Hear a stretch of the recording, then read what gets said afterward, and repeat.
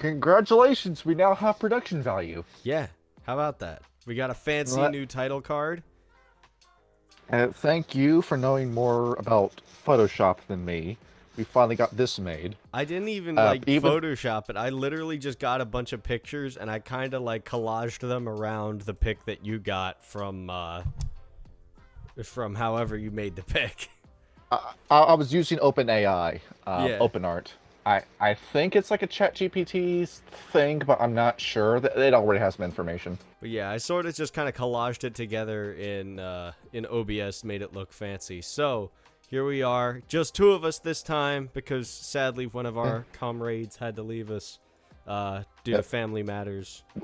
We're gonna wait for him to come back for the Glasswalkers, because I really want Ryan to be here when we talk about the Glasswalkers. But until then, we got the Wendigo, and there is so much I want to talk about today. To introduce ourselves, in case this is your first time watching us, I am Johnny. I'm the guy who runs this podcast, and this is my co-host. I am Colt, otherwise known as Colt Mason on Twitter, and I do the recording and production of the podcast. So you can also follow him on Twitter. At ColtMason7 at twitter.com/users/ColtMason7. I don't know how the Twitter URL works. This is just how it goes on Twitter. I just say, hey, I have a Twitter. If you got something nasty to say about today's episode, go at him about it. Yeah, if you want to go yell at me on Twitter, I will promptly ignore the fact that you exist and then go back to resharing memes about freedom, and that's about it. That's all I really do on Twitter. After all, you shouldn't be upset about this if you're not some sort of like social justice cuck or some shit like that. I mean, I can pull up where it says in the book that they approached the Nunavut Nation about the. Hold it up now. Yeah, It's in the Discord. Let me go find where we put it. Actually, just post it in the chat and I'll blow it up. Yeah, now's a perfect time to turn off this No More Heroes music. Is it? And let me get that out of the way. Where is it? So you see that? You see that? It's in the history pages. I'm going to at you in that. Oh wait, hang on. I see it. Yep, I will put that up there in the browser. You can see right at the bottom there. Special thanks to the Nunavut government in the Wendigo tribe book. In case anybody wants to get mad at us. There's a little URL below that too. Blow up that website. Okay, I'll go to that website as well. Here we go. So this is the real-life Nunavut government website. Yeah.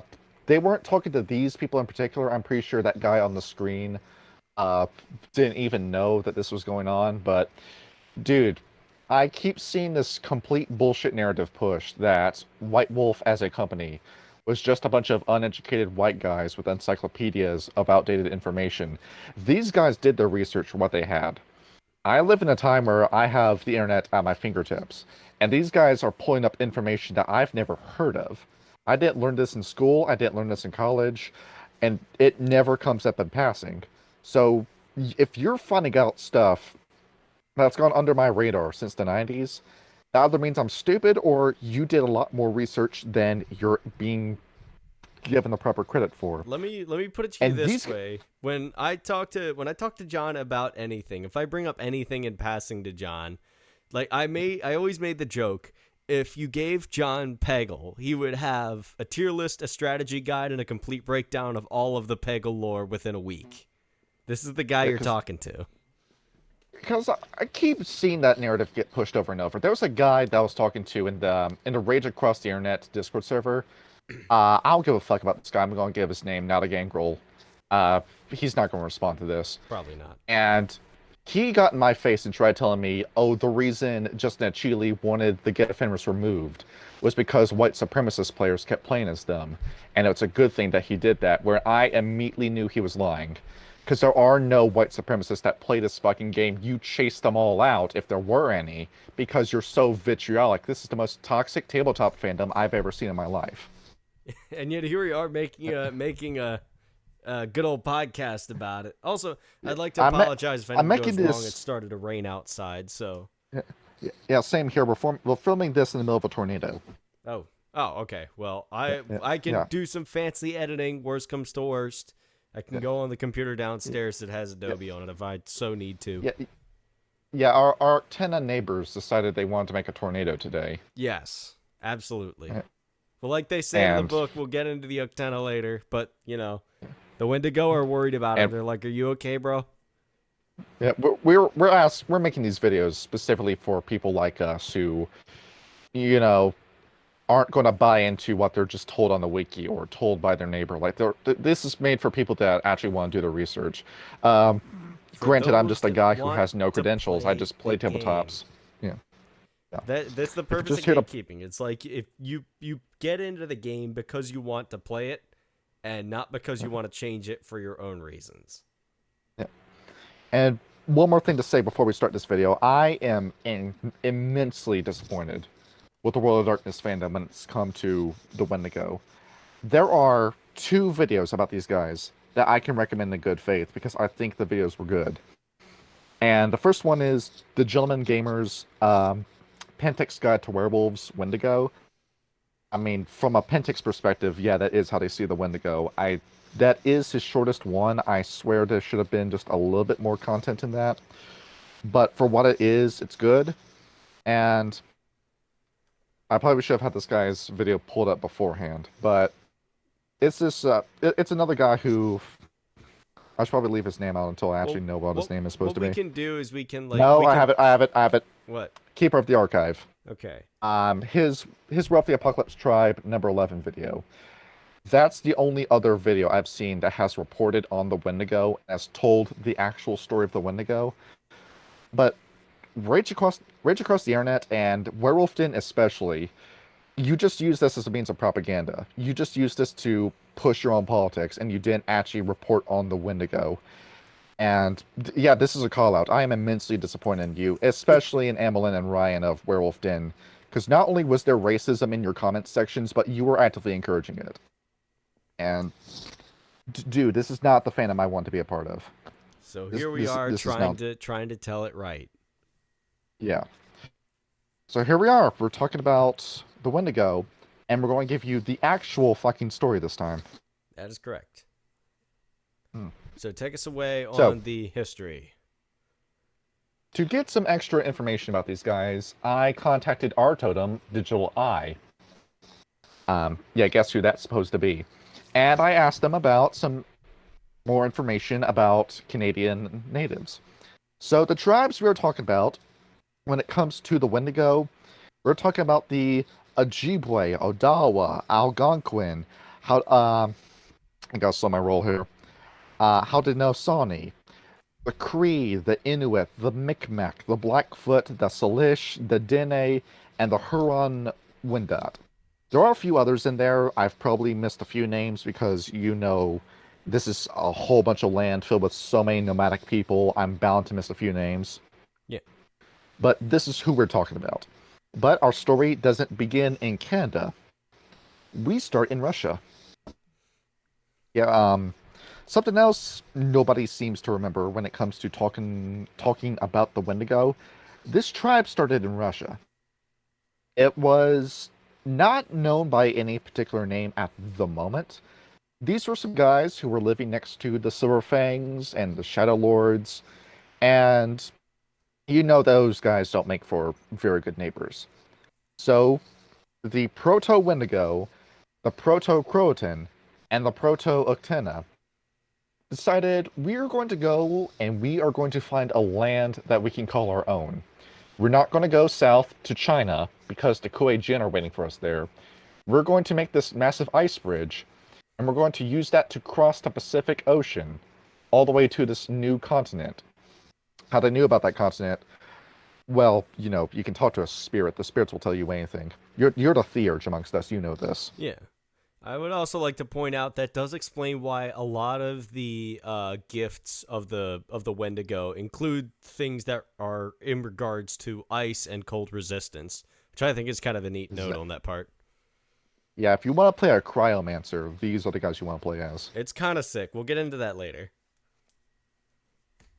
There was a guy who decided to lead all these wolves and their kinfolk to this new land. That man was known as, well, he was kind of sort of a man. like the missing link of a man. He was known as Yeti, but how he's remembered is Sasquatch. You can immediately picture who I'm talking about by that name. Yep. Yep. The big monkey man, white fur, always has the exact same pose in every picture of him ever taken, where he's hunched over, his shoulders are slack, he's got one leg in front of the other. Every picture of Sasquatch looks the same. And he's just lumbering through the trees, and mu- a bunch of old white guys are sitting there with beards and puffer vests in the forest trying to film this fucker. I used to watch I think his name's like Butchie Kid or something, who made all these fake Sasquatch sightings. Oh yeah. Yeah, I gotta send you those videos later. I don't know. I just remember all the old Joe Rogan bits about when he and Duncan Trussell went out and hung around with the guys that tried to hunt for Bigfoot, and he's talking about look, see how the gait of the Sasquatch walks at about a 13-degree angle. Well, usually humans only walk about a gait of a 10-degree angle. It's like, maybe it's because he's got big giant rubber feet and you're trying not to trip on sticks and shit. We should have brought Joe Rogan on for this episode. We could have told him great. that Sasquatch is real. Yeah. The thing to know about Sasquatch is that he was extremely emotional. This was a very passionate man with a big heart. And he had a favorite amongst his followers, Morning Sun. Morning Sun is a ye olden time, like back when the Pure Lands was first conquered, old werewolf. She was this extremely powerful theurge. She knew all the spirits, and when Sasquatch liked her the most. So, with her leading the way, Sasquatch right behind her, they started to cross the Bering Strait over to Alaska. There's just one issue. The worm. The worm saw this and decided that he was going to follow all these wolves and their kin to the Pure Lands and then corrupt the shit out of it. Sasquatch and Morning Sun saw this, turned around, and tried fending them off the best they could. Imagine Moses parting the Red Sea, but the Egyptians are right behind him. And you've got 50 Red Seas to cross before you finally get to the land of milk and honey. That kind of difficult battle. And this ends with, when they finally reach Alaska, Morning Sun is at the very end of her rope. She's got nothing left. And a worm creature lands a mortal wound on her. Using the very last of her power, she lets out a death cry that shatters the ice bridge, causing all those worm monsters to fall into the sea and freeze to death. The worm clearly didn't believe in making gills at this time. This came at the cost of Morning Sun's life, and this ruined Sasquatch. There's this description in Wendigo First Edition, where Sasquatch runs over and scoops up Morning Sun in his arms, and he's going, "Don't do this to me. Don't do this to me. Please don't die." And it breaks his heart.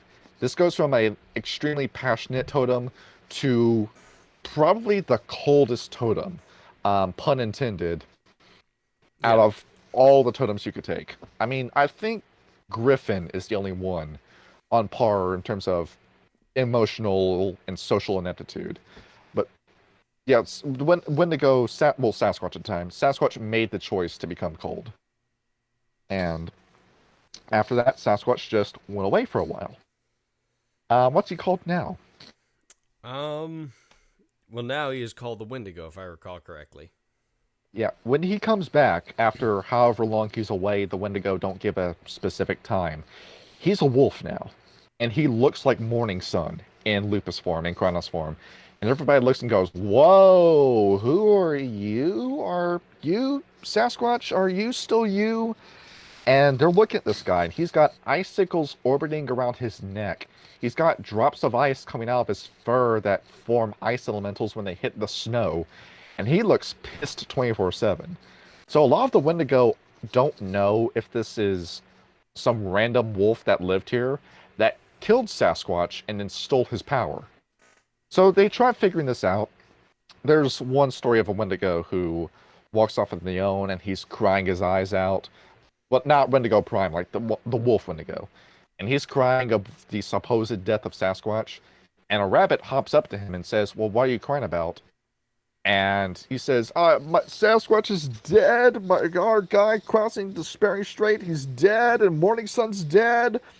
And a fox comes up next to that rabbit and says, "Well, Morning Sun's dead, but Sasquatch isn't. We've got proof. Follow us." So they go into the Umbra all the way to this icy lake that's apparently filled with gorilla hair, like white gorilla hair. And they explain the process. Sasquatch evolved, so to speak, to become Wendigo. This isn't the first time a totem has done this. Look at all the names that Clashing Boom Boom of the Glasswalkers used to be known as before becoming a fighter jet. This isn't exactly a new thing, but I think Wendigo pioneered doing this, just completely evolving and adapting yourself. Another example we could pull up is Bacchus, because you remember he was known by how many other names before he became Bacchus?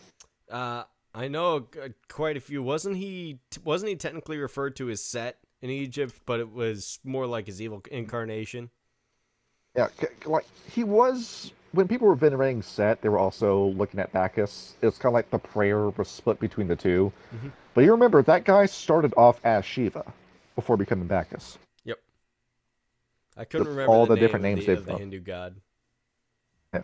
It's kind of it's a little weird that the Wendigo still think like some of them still think that Wendigo isn't Sasquatch. Like he is that Sasquatch. Impergium. So fun little story. The Impergium, the Wendigo didn't participate in it. There were a few Wendigo that stayed behind in Russia and became the Siberiac. To very quickly explain who the Siberiac are, those are Wendigo who intermingled with the lords and ladies of the Silverfangs and became this biracial tribe within a tribe of the Wendigo. They stick to Russia, they stick to Siberia, nobody really talks to them, they don't get involved in anything, they just keep to themselves. So they're with the nation, but they're not with the nation. The reason we bring them up is because the Siberiac participated in the Impergium with the Silver. This is what happens when your game gets esoteric. You start mixing names up. Yep. So the Silverfangs, you said?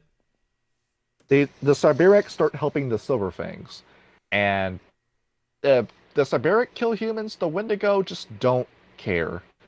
The Impergium, that's a you problem. We have a land to settle, and what a land that was, Canada. Have you ever been to Canada? I've driven to Quebec, and it's actually a very beautiful country. It's very nice. You go to Quebec. I've seen what their maple orchards look like. Yeah. We've got a friend of the show, Ovids, who is Canadian, and he tells me about his country a lot. Namely, we're talking about Justin Trudeau. We'll get back to him in a minute. Yeah, I got a buddy of mine that lives in Victoria, and he sent me pictures. They've got one of the few temperate rainforests remaining in the world, and it is protected territory. Yeah, and that's where all the Wendigo hang out. Yep. And they love it. But a few Wendigo aren't happy with living in ice and snow. So about 2/3 of the group look at the Wendigo and say, hey, Canada kind of sucks. We're going to go to America. And they immigrate down south, keep walking until they reach what would become the United States and become the Croatan. And then half of that group splits after meeting Uktena. We'll talk about Uktena when we get to the Uktena episode. And they go to South America and become the Incans and the Mayans and follow Uktena as Tribe Uktena. These guys, they have a name for themselves. They are Younger Brother, which is the Wendigo. It's a little weird how that works considering that they're the oldest of the tribes. Middle Brother, who is the Croatan, and Older Brother, who is the Uktena. You don't need to worry about that too much. Only the Pure Land tribes call each other that, and the Croatan are dead. So, Don't worry too much about that. What happens after the Impergium? The War of Rage! And once again, the Wendigo don't give a shit. Once again, it's not their problem. So, all these shifters in the area, the Qualmy, the Were Bobcats, the Korax, the Gural, they don't care. They just say, "Hey, you exist. Get out of my forest. We'll leave it at that." And they're chill. And the Gural, of course, do the big sleep, and the Korax hang around, and typical Korax fashion, the Wendigo and the Korax start talking, and they I don't think friends is appropriate. They like each other, but not enough to ever hang out with each other. From what I read of the relationship between the Wendigo and the Korax is that they find they're wiser than the were-coyotes. But just be careful what you say around them because they know about their tendency to have very loose lips, as it were. And the Wendigo have a very complicated relationship with the Nuisha. Because were-coyotes, who are the natives before the natives came to America, and of course these guys are tricksters, they want to play pranks on everybody, and the Wendigo just aren't having it. So, yeah, you're our neighbors, you're Native American, stay away from us though, we don't like pranks. That's the relationship between them. I've noticed as from reading the parts of the book that I have that the Wendigo are a very stoic and very serious tribe. I don't know what's up with that. Yeah, they don't like fun. They don't like fun. It's because I'm pretty sure it's like psychic messages they're getting from Wendigo Prime. Mm-hmm. Like the coldness of his heart is rubbing off on the tribe. Yeah, that makes sense from a lore perspective. That's why the Uktena are so secretive. It's because Uktena, Great Uktena, doesn't tell everyone everything. He keeps part of the truth to himself. Yeah, and of course, there's the new Ninhi, the native fairies and changelings of the area, and the Wendigo once again don't care. The Wendigo don't really start anything. They keep to themselves. They're very calm people. Until, of course, colonization happens, and they become pissed as hell. But that's something to note with Wendigo culture. While they're not friends with anyone who isn't a Wendigo, the Wendigo love each other, dude.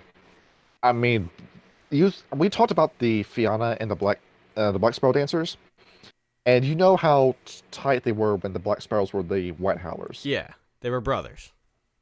That's nothing compared to how Wendigo treat each other. This is the tightest knit family you can come across. There are totems that, when we talk about totems, that are specifically related to the family unit. And it's weird that a tribe as militaristic as the Wendigo would have that, until you start thinking about what kind of family unit would carry a totem like that. And it's kind of touching in a way that even though these guys suffer immensely and they're incredibly bitter, they at least have each other, and they really value each other. The family unit is very important to them. Yep. And, of course, stuff happens in ancient Siberia, and the Wendigo, who are telling the story in the tribe book, once again, the series runs off of unreliable narrator. The Wendigo just say, who gives a shit about the Siberiac? Just leave them alone. Just leave them alone. If you want to learn about the Siberiac so much, go talk to the Siberiac. Yep. It's kind of fun. I guess we can mention the narrator. Long Moon Knight is the guy who voices the Wendigo book in this book. And he comes across as this boomer veteran who just doesn't have the time or patience to talk to all these Zoomers who are asking him, what does it mean to be a Wendigo? It's like, why am I the one telling you this? Did nobody else tell you this? I mean, that, given how tight they are, that should be one of the first things you learn as a Wendigo. It's like, you grew up with your parents in Alaska in an igloo. Did they never tell you this stuff? Why are you coming to me about this? And time goes on. The Wendigo have this massive hole in history where, namely, what they do is just wander the land, go where the food goes. I mean, I've seen the critical race theory thing about, the Native Americans are inferior, blah, blah, blah, because they never formed an empire. Well, you've been to Canada. It's cold as fuck there. Yeah. I mean, the ground is permafrosted. The trees are hard as hell. What empire are you going to build in Canada? Yeah, pretty much. It's all geographical circumstance. I mean, that has been something that even I think Plato theorized in the earliest days of international trade within ancient empires, is that the only differences between people are because of geographical circumstance. It's not because anyone was inferior to anyone else. Everyone during the Bronze Age traded because they all benefited from free trade with each other. It's not a race thing ever. It's all geographical circumstance, and no one is inferior. And if you think so, and they tried finding other resources. They went to Greenland, and of course there's shit in Greenland. You want me to leave you where I found you unemployed in Greenland? Because there's nothing there. I mean, there is this interesting thing. I had a friend of mine tell me that when the Vikings were first trying to sail across the sea, they managed to get to Greenland during a unusually warm season, and they actually became very good friends with the natives of Greenland for the time. Unfortunately, we're going to bring that up. What's up? We're going to bring that up. Keep that in mind. Okay. And so they were very friendly for the time until that warm spell ended. And because a lot of the Viking nobility at the time, a lot of what determined your status as a lord relied on your crop and sheep yield. Once the warm season was over, the Vikings basically found Greenland entirely inhospitable, the state it usually is in. So they had to leave back to Norway. Or Denmark. Which is Denmark. See, you just predicted the future because we're going to bring that up. That's in the book. Oh, really? Okay, cool. Yeah, it is. The next plot point that the Wendigo come across is Cahokia. And they look at this place. Cahokia was a real place, by the way. You can check this place out. And this is a place that had no written language. So it's your own fault we're making up a story about you. So, because you didn't write a language, we get to portray you as a bunch of demon-worshipping snake cultists who are making blood sacrifices on mountains while having blood orgies. The Wendigo witness this and say, what the fucking fuck is this? This is some worm stuff right here. We don't even deal with the worm, but we know it when we see it. They plan on wiping Cahokia off the face of the earth. By the way, how you spell this is Cahokia. That's how you spell it. All right, Cahokia. I thought you were saying Gahokia. I was confused there for a second. It's a southern drawl that gets in the way. Like Glasgow? Yeah, I'm a country boy if you can't tell.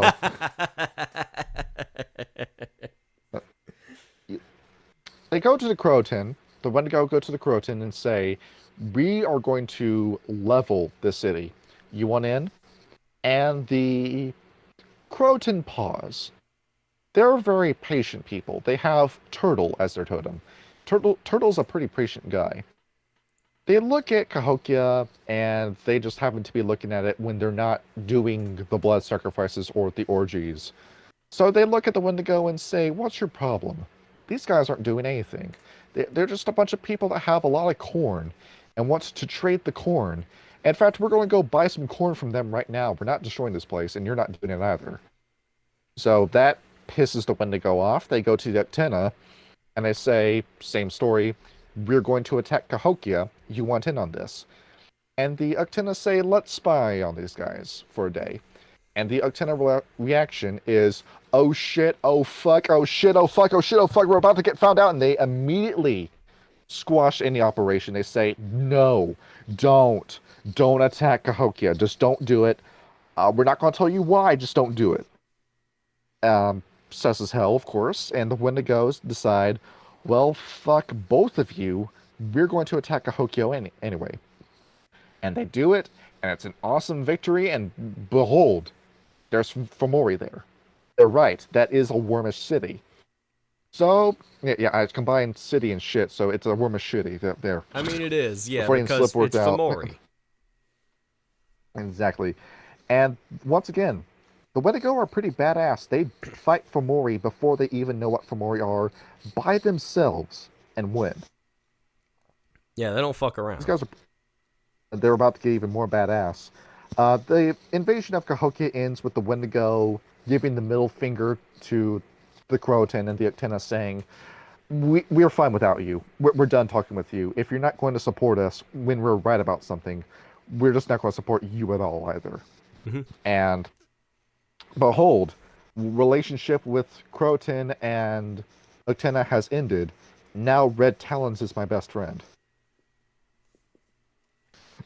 Okay. Come the year 500. No, I'm sorry, I read that wrong. So come the Viking Age. The Vikings start crossing the Atlantic Ocean and come across Greenland. They already had Iceland under their control, and of course, when we talk about Vikings, we are talking about the Geta Fenris. So the Geta Fenris, being the Geta Fenris, look at Greenland and say, "This is ours. This is our land. We're keeping it." The Wendigo of the local area say, "Okay, we tried being nice. We tried trading with you, but now you're going to try to raid our cairns? We're not being friends." And the two of them start fighting. And the Geta Fenris, their history, I mean, these guys wiped the floor with the Fianna. They kicked the Black Spiral Dancers' asses. These guys fought the Fomori and fought the Aesir and won. They're expecting this to be an easy fight. But to their surprise, the Wendigo hold their ground and push them back. And the Geta Fenris reaction is something along the lines of, Worthy opponent. Our battle will be legendary. Nice. and so these guys have this massive war, and the Geta Fenris are greatly impressed at just how badass the Wendigo are. I mean, the Geta Fenris are coming at them with seafaring ships, metal swords and shields, body armor, and of course, all the brood of Fenris behind their back. It doesn't prepare them for cryomancy. The Wendigo start freezing them solid with all their ice magic that they haven't felt the need to whip out for years. And the Geta Fenris push them to start using their cryomancy. The two of them have this massive fight, and it ends in a draw.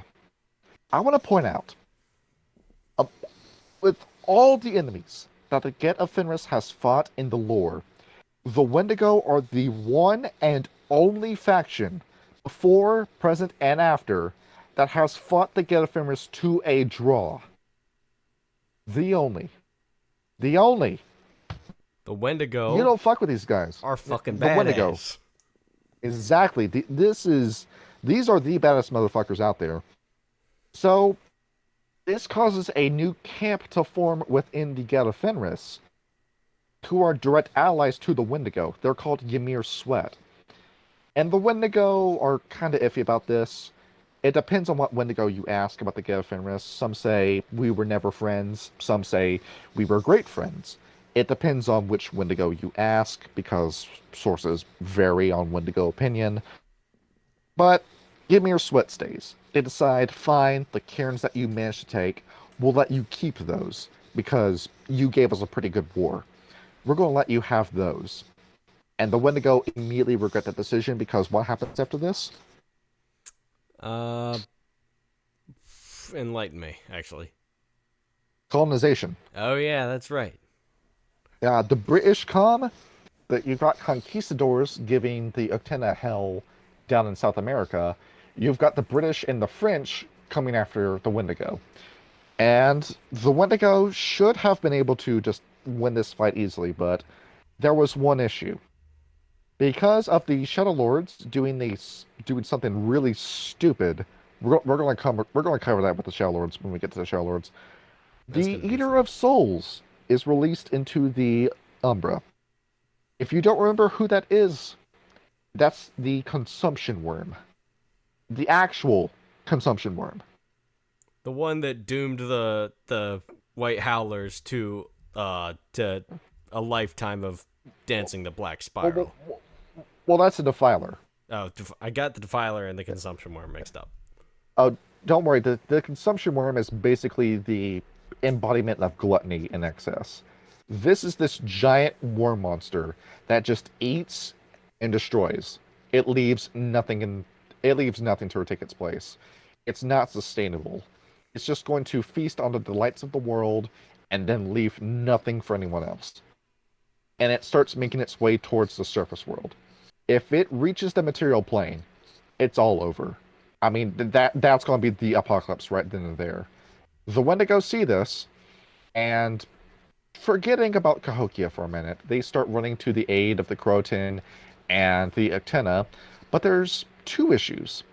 First is well, we're not going to state the obvious here. I mean, the worm was wanting this to happen. They're fighting worms the entire time. But the Camarilla get in the way of this. The Camarilla trying to colonize America, seeing this as, the new get-rich-quick scheme. They're going to infiltrate the British Empire and the French Empire and get all this money out of this new land that's filled with resources. And, of course, the Camarilla need to get to it before the Sabbat get their hands on it. And we haven't talked much about Mage on this channel yet. Not a whole lot, no. Introducing to you the Sons of Ether. You remember Benjamin Franklin? Yes, everyone does. Yeah, he's in your pocket right now on a dollar bill. Yep. Benjamin Franklin was a member of the Sons of Ether. Basically, weird scientists. Guys who believe that everything in the world has a scientific, natural explanation, and they seek to harness that power. And then they became mad scientists. They weren't antagonistic to the Wendigo, but to their perspective, a bunch of braves are coming over the mountain on horseback, using ice magic, collecting scalps. The Sons of Ether are going to defend themselves against that. And that gets in the way of the Wendigo just enough for them to be too late to save the Croton. The Croton do their tribal sacrifice, and all the Croton vanish with Roanoke. And the consumption worm is gone. And the Wendigo, it's morning sun all over again. If I were just a little quicker, we could have saved the Croton. And now they're gone. They're sacrificed. Their ancestors are gone. Turtle, we talked to Turtle. Turtle doesn't sense them anymore. They're gone. And there's no bringing them back. I mean, sure, you could have hypothetically, well, from their perspective, turned a black sparrow into a white howler, even though, that's impossible. You can't just hang up something that's taken over your soul. So this is a crushing loss to the Wendigo, and they blame themselves for this. But they also blame the Actina. They point a finger at them and say, why didn't you do anything about this? And the Actina say, bro, what the fuck are you talking about? We're dealing with the technocracy in South America. Don't you say anything to us. And, of course, this spat results in the two of them swearing off contact forever. They want nothing to do with each other for the rest of their lives. And it sucks, but don't worry, you have the Red Talons. Yep, you still got your buddies. Don't worry about it. As we know, the Red Talons make for very good company. Well, to the Wendigo, at least. And then comes the buttfuckery of the Wendigo. Remember how much the Fianna lost? They lost all that within a few years. This is over the course of hundreds of years. First of all, it's, the Trail of Tears. Andrew Jackson comes in, and Andrew Jackson's an asshole. One of the worst presidents we've ever had. I don't care if he was a Sigma male who got shot in a duel and walked away from it. The guy was a piece of shit. Yep. After that is the Storm Eater, this giant bane that gets loose from the Actina Care and starts destroying everything. They decide, we're going to try and make peace with these guys. Nope, Wounded Knee. It's not going to happen. And if things just couldn't get any worse, the Alaskan highways happen. Dwight D. Eisenhower builds all the roads, and there it is. You just did to us what you did to the Fianna. The Weavers stretched the webs, the worm grew in power, Pentext formed on their lands, and there it goes. It's over. Our land is gone. And we're not, and there's no as way far to get as it we back. know, we're not getting it back. So, this is why the Wendigo are so upset, because I'm sure a Fianna would love to tell you their pain, but to the Wendigo, they just want to be left alone. They just want the Pure Lands for themselves. They wanted their own nation, and a bunch of British, Spanish, and French come in and just ruin the dream. They didn't ask for this. They didn't provoke anybody. They were just minding their own business, and then their lives just got ruined by empires. and he just couldn't bulwark the defense fast enough to repel it. So, it sucks. Yep. The Wendigo tried fighting back over the years. I mean, this was something new I learned. I had no idea about this. You know who the Black Panther are, right? The Black Panther? Yes. Not that I can recall. Yeah. No, like the actual political Black Panther. Oh, the act. Wait, say that again. You're like Asada Shakur and her bank robbing friends, Oh, and okay. the Congress Yeah. of Racial Equality, and the entirety of the civil rights movement. Oh, yeah, the actual movement, the Black Panthers. Yeah. Okay. Yeah. So I did not know this. There was a Native American version of it called Red Power, Oh, really? where, yeah, I looked up the stuff they did. They went on to Native American sites like Wounded Knee and said, "We're not leaving this land until you give us some reparations." And they managed to get some progress. You know how the reservations, tiny little micronations that go off their own law system. And cool, we have little pockets of land, but it's not enough. I mean, we don't have a nation to roam anymore. We were nomads. We don't want a few square miles and then that's it. We don't want borders. But, it's as much as it is as easy it is to sympathize with the whole Native American, why don't you go back to Europe shtick. Dude, that's completely unreasonable. Do you know how small Europe is compared to America? And you want to fit America's 330 million population in Europe, especially in today's political climate? Oh, yeah. It'd be Yep. disastrous.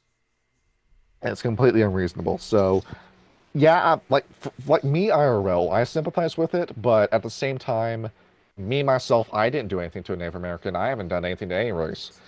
So What's done in when you- history is done, and all we can be is better tomorrow. like, dog, I'm just living my life. I didn't do anything to you. Yeah. We don't hate Yeah. on this channel. Never. And time goes on, and we can skip ahead in the story until we get to 1999. So the real life Canadian Northwest Territories, those form under the. See, I'm pulling up what this law is called. There was an exact law that the Canadian government passed to make the Nunavut reservation. I don't recall. Let me see if I thought I took note of it, but cuz it's in one of the We're leaving this in.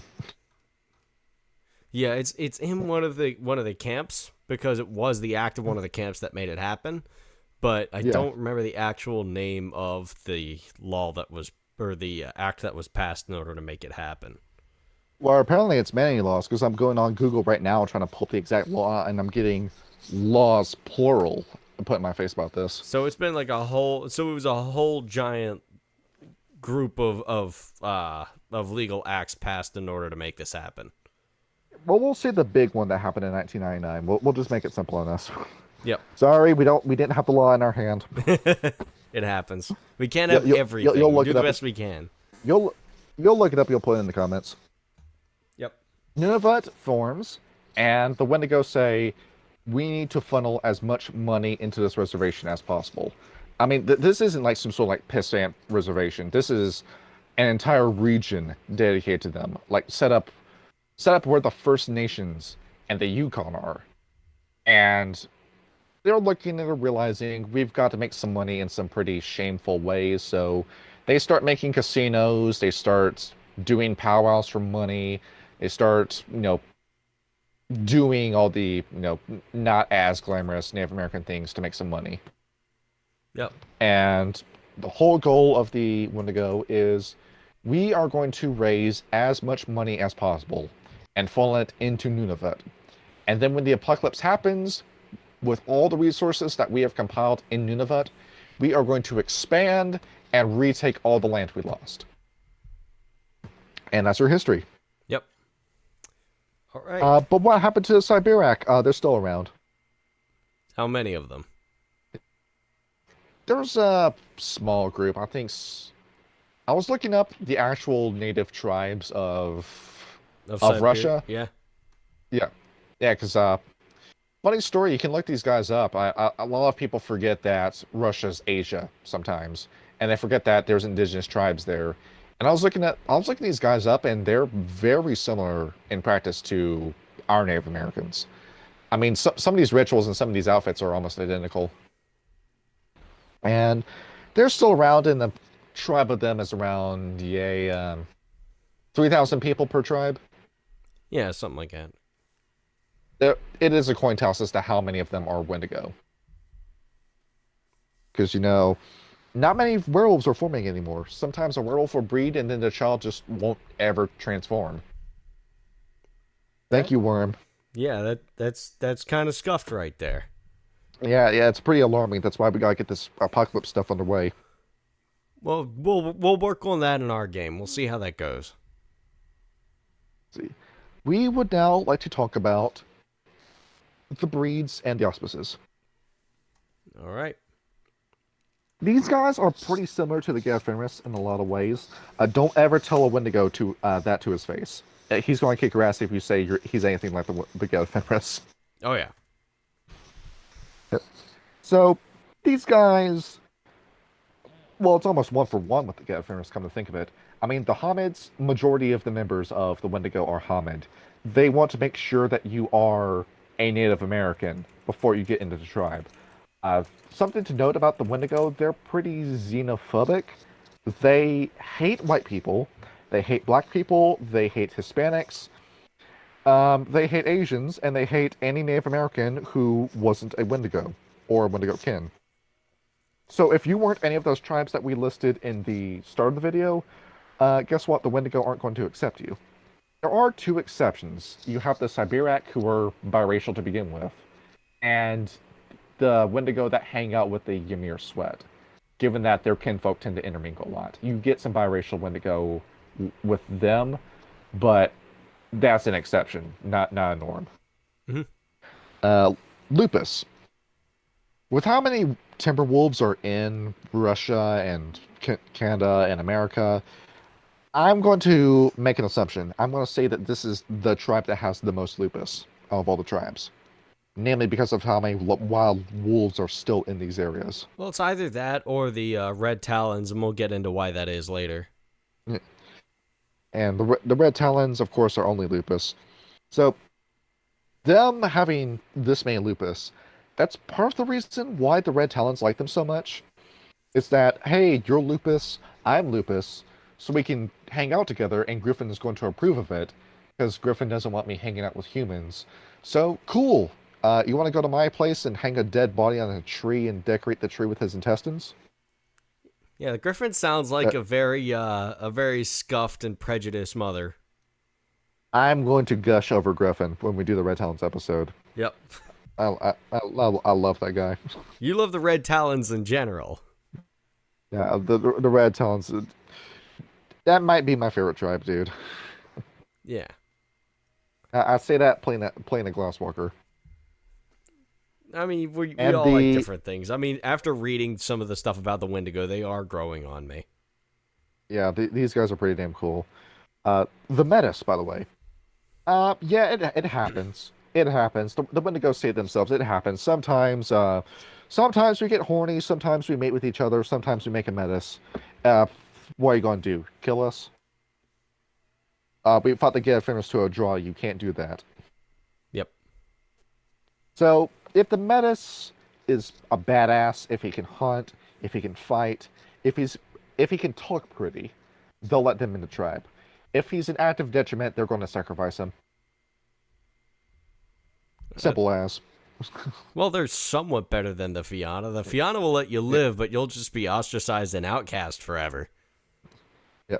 With the Wendigo, they have a good eye for this. They'll be able to tell when you're a baby whether or not you're going to be badass. And if not, well, they'll just give you over to Wendigo and he'll eat you. Yeah. Simple as. That's probably something we should bring up now. The heart eating. Yeah, that's so the Wendigo. Go ahead. Yeah, the Wendigo. There are Native American tribes that did this. It takes a historical no retrospective on Native Americans to say that that didn't happen.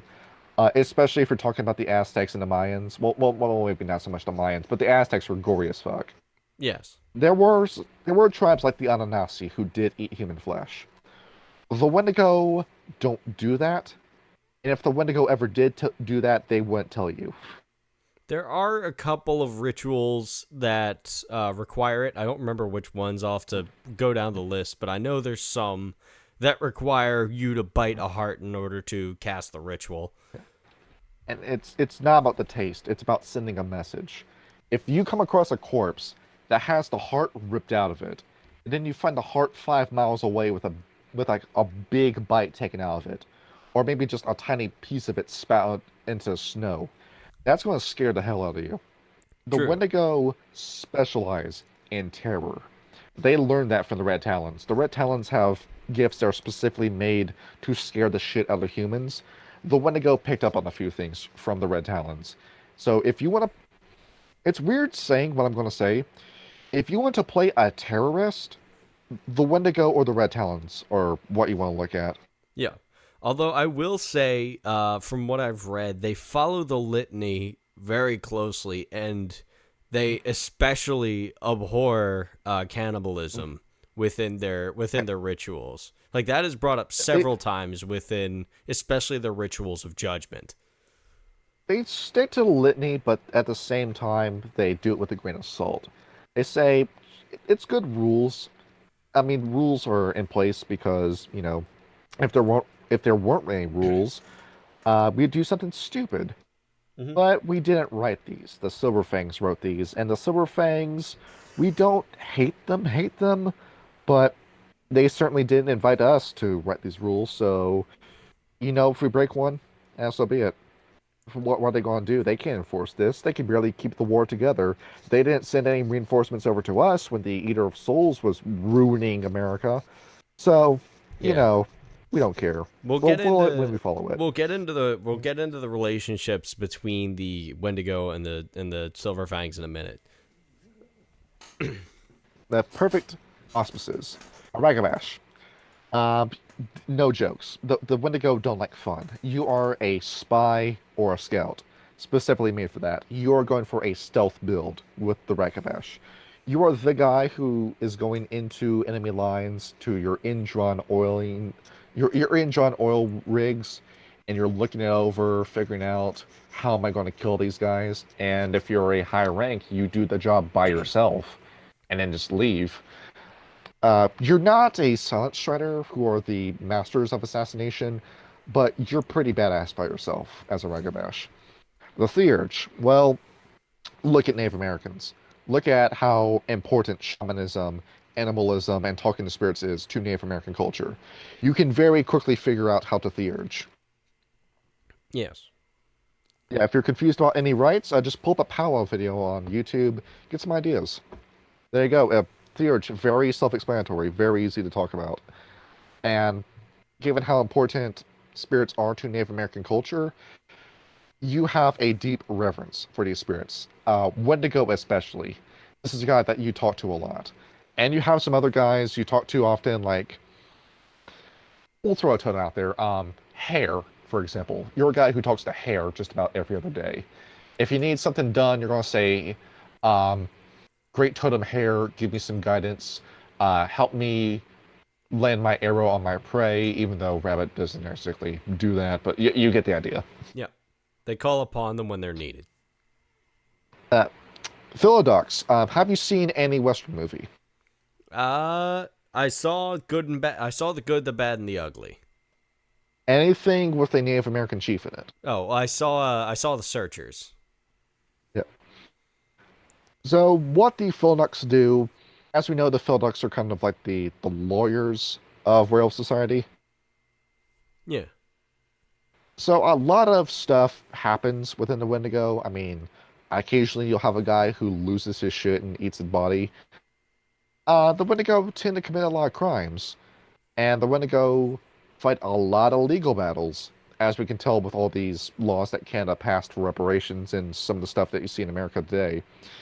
The Wendigo really need to know these laws. They need to know their own laws, and they need to know the laws of the Wormcomers who have taken over their land. There's an archetype in this book that is specifically made for a public defender Wendigo. And the quote is that they're quoting, "Oh, you can't build your senior center here because this is on reservation land, and you're breaking a federal law by building this on our land." That's what the Philodex does. So, if you want the most unbearable rules lawyer possible, you get a Wendigo Philodex. Yeah, it's like he can't arrest Also, you if you're within 15 feet of a U.S. mailbox. It's a federal offense. is And something else I like to demystify about Rage Across the Internet saying this, they like saying that the more rage you have based on your auspice, the less likely you are to function in human society. While that is certainly true with the Arun, they say it stops with the Theurge. Now you can have a Philodox function in human society. You can have a Philodox talk with humans. Sure, you have 3 points of rage, but you can function. You probably need to take an anger management class. You probably need to go off into the woods and vent where nobody's going to see you turn into a Krynos and punch some trees. But, you can go to law school as a Wendigo. With a bunch of financial aid. Probably. Given all the, yeah. The Galliard. Have you ever been to a powwow before? I have not, but I know a guy who is Native American who has been. I've been to one when I was a kid, and it was Lumbee Indian. I say that because they call themselves that. Sorry, Lumbee Native Americans. Right. And it was pretty cool. I don't remember that much of it because, I saw this when I was like 8 or something. But I remember it was a lot of singing, a lot of dancing, a lot of drums, and a lot of pretty colors, and a lot of moving in a circle. It's very easy to imagine what a Galliard is going to look like. But there's a spiritual aspect to it, too. Well, in the Book of Auspices, it brings up that the Galliard, if you're going for a preacher, the Galliard is what you want to play as. So there is a deep ritualistic religious aspect to all the dances that the Wendigo do. And you're like a high priest when you play as a Wendigo. You're the guy who's leading those dances. You're the guys who are talking to the ancestors saying, well, the Theurge is the guy who calls them on the phone for you, and then he pass the phone to you, and you say, "Oh, please, Great Totem, acknowledge our dance. Know that it honors you. Know that we respect you and rely upon you, and we thank you for all that you've done for us. Now we dance." That. Yeah, a lot of the rites that I read about include dancing, and I imagine that is the job of the Galliard of a Wendigo tribe. And it's typical with an Arun. Kill. The answer is very simple as what you do with a Wendigo Arun. You specialize in murder. And with this being a group that fought the Get Famous 2A draw, I'm not going to let that go. You're pretty badass in your own right. You start with Resist Pain, along with all the other Arun gifts that are going to help you kick ass in combat. So, we mentioned before, these guys get along great with the Red Talons. Yes. The Red Talons love sending hit squads to kill people, namely Pentex employees or sometimes, a human that looked at them funny in the woods. So when they're doing these missions, they'll call up the Wendigo and say, "Do you have an Alrune you can send us?" And typically they do. The Alrune is kind of rare because you have to be born on the night of a full moon. Yeah, that's hard to plan out. It's hard to plan out. You gotta be genetically lucky for that to happen. So the Wendigo will send their Arunes, and they'll have a great time with the Red Talons as they chop the heads off whoever looks at them funny, burn corporate pigs to death with torches, freeze their heads solid with ice magic, and then shatter it over their knees. You are brutal, and you love it as a Wendigo, Alrune, and you feel that everybody that you're doing this to, they deserve it. Because after all, this is the same group that took your land from you, that spread the weaver webs, that corrupted the earth with Pentex poison. You're justified in what you're doing. Feel no remorse when you play as a Wendigo Alrune. You kill, and it's deserved. Because it is your land. You are a Wendigo. And speaking of killing, now we can bring up the camps. Okay, so the different camps of the Wendigo. This is actually a very short Yeah, segment because there aren't we have a 3. whole lot of them. There are 3 of them. First, we're going to start with is the Warpath. Now, the Warpath Yes. are the closest to the Get Ephemeris as the Wendigo get. They are angry. They are bitter. They will fight basically anyone. Their closest kinfolk were of Red Cloud.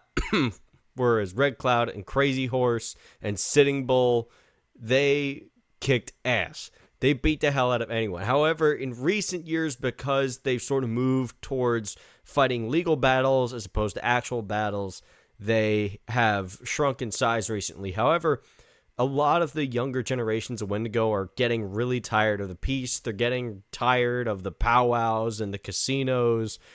They want to try and revert to the older ways of fighting the battle against the Worm and the Weaver. And there's a lot of contention between them and the next group that we are going to talk about, which is the Sacred Hoop. Now, the Sacred Hoop, they preach reverence for all of the spirits. They fought against the Warpath for prominence over the Wendigo. They sort of arrived at a bit of a draw. There are still Warpath Wendigo. There are still Sacred Hoop Wendigo. And so they sort of use the combination of New Age fascination with ancient cultures and the emergence of white guilt in order to help, sort of educate and learn the white man about their ways. However, a lot of the younger generations seem to think that this is a very hollow way of introducing people to their culture and trying to gain support and and gather allies from the people who they originally fought to keep off of their native land. And Oh, Yep. you can see this being a group that gets in the face of white liberals very often. You have some college kid who wants to walk up to you and say, "Oh, I heard about uh, you know, the majority of your tribe. We'll just throw one out there. That your Iroquois tribe. That so many of you filmed the local prison population. Oh, it's not your fault. You're just victims of systemic racism. It's not your fault that you just got caught for this. The police had it out for you. It's like, what the fuck are you supposed to mean by saying that?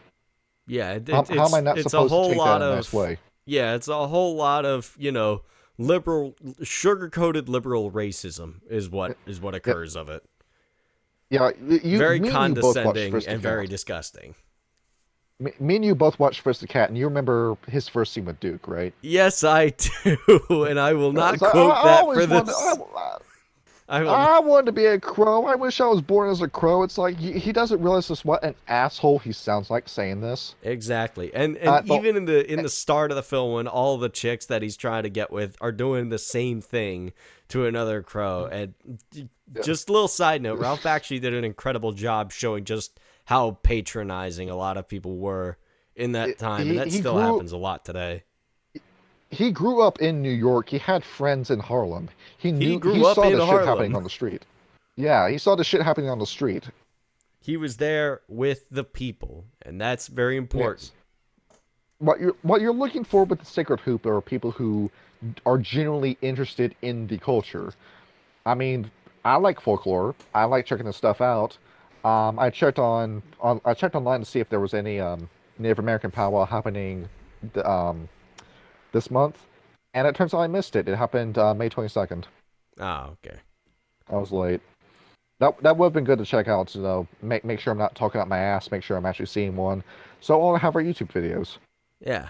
Okay. But So the third camp we're going to talk about, and the final camp, are the ghost dancers. Now, the ghost dancers are rooted in a holy man named Wavoka, if I'm saying that right. So that's right.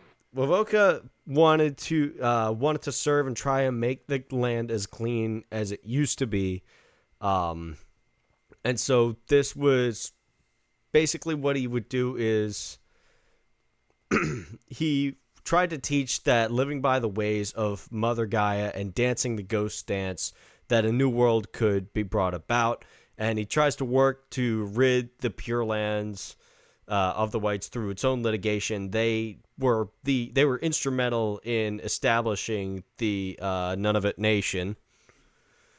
So a lot of the litigation, if you're trying to play a what did we say it was? If you were trying to play a Philodox, then you'd probably go and be Ghost Dance. And you pulled up what the Ghost Dance is, right? The Ghost Dance, I don't recall if it said explicitly. Like the actual Ghost Dance. So there was a practice done by I'm not going to go through some of these tribes, but it was a practice done that we're going to drive out all these settlers by doing a dance that will summon the ghost of bison that will run over and kill all these invaders underneath their hooves in a stampede. Clearly it worked. Very clearly it worked. The necromancy indeed worked. And they still have the land. And we're not here. We don't exist. Yeah. Okay. So it's funny because it would have worked if they got the right people to actually finish the ritual with. Because there are two groups you could have called to do that, to do the ghost dance, and it would have worked. If you called a Silent Strider, first of all, Silent Striders have a bunch of gifts that summon wraiths. That can cause so much havoc. If you summon a Spectre, that could have solved your issue there. I mean, it probably wouldn't have stopped colonization, but it would have slowed it down. There is another more radical group that I don't think the Wendigo would ever have gone for. That being the Bali. Probably not, no. Now, you can't trust a guy who talks to demons every day, but if you did, it would have worked. Yep. Little side note on the camps. So there is a plan in place by the worm known as the Secret Hoop. And so basically, it has been planned for 500 years, and it is slowly worming into the ears of the Wendigo to try and unite themselves with the Uktena, the Red Talons, and some of the more radical factions of the Black Furies against the Garou Nation in a massive civil war in an attempt to eradicate the Wormbringers from the Pure Lands. However, this massive civil war would basically cripple the Garou and allow the worm to basically run havoc. And if you look at Times of Judgment, I told you about the scenario in which the Wendigo fall. I remember we were talking... the nukes. Oh, yeah, that's the one. Yes, I remember that. We can bring this up now. In Times of Judgment, there is a scenario that the Wendigo get control of the USS Missouri, find 50 ICBMs on that ship, and then use those nuclear missiles to nuke America off the map. Great move to make if you want to reclaim your land because you just irradiated it for 150 years. Yep. So I guess you can wait it out. Yeah, the Warpath have been planning this for a while, but they don't seem to understand the full repercussions of their actions. They've quieted down a lot since then, and for now, they wait for the apocalypse. All you glasswalkers in Bruja out there, hide your dirty bombs. The Wendigo are looking for them. Oh yeah, they want them. They want them right now. They want the nukes. They weren't paying attention when it came to chemistry. They didn't listen to the half-lives and all the radiation lectures. They just want the nukes. They didn't listen to the mages at all. Oh, the mages. Dude, we can talk about mages right now, but we'll start off relationships now. Dude, you had dream speakers in the Pure Lands. Why didn't you talk to them? I mean, they don't come up in the lore at all. I want to say this is bad writing, but at the same time, the Wendigo wouldn't have talked to them anyway because of how, kind of proud the Wendigo are. Yes. I mean, this is a mage. These are mages. These are mages. You've seen the stuff that mages can do in the lore. You know that the whole fight against the worm and the Eater of Souls could have gone so much easier if you just called the dream speakers. But you didn't. I don't know why. And they just refused to do it. They still don't talk to them. Yeah, that hasn't been written about at all in the book, so I'm glad you brought that up.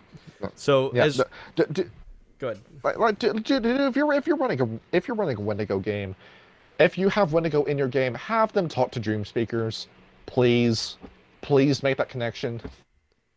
Might make your lives exponentially easier.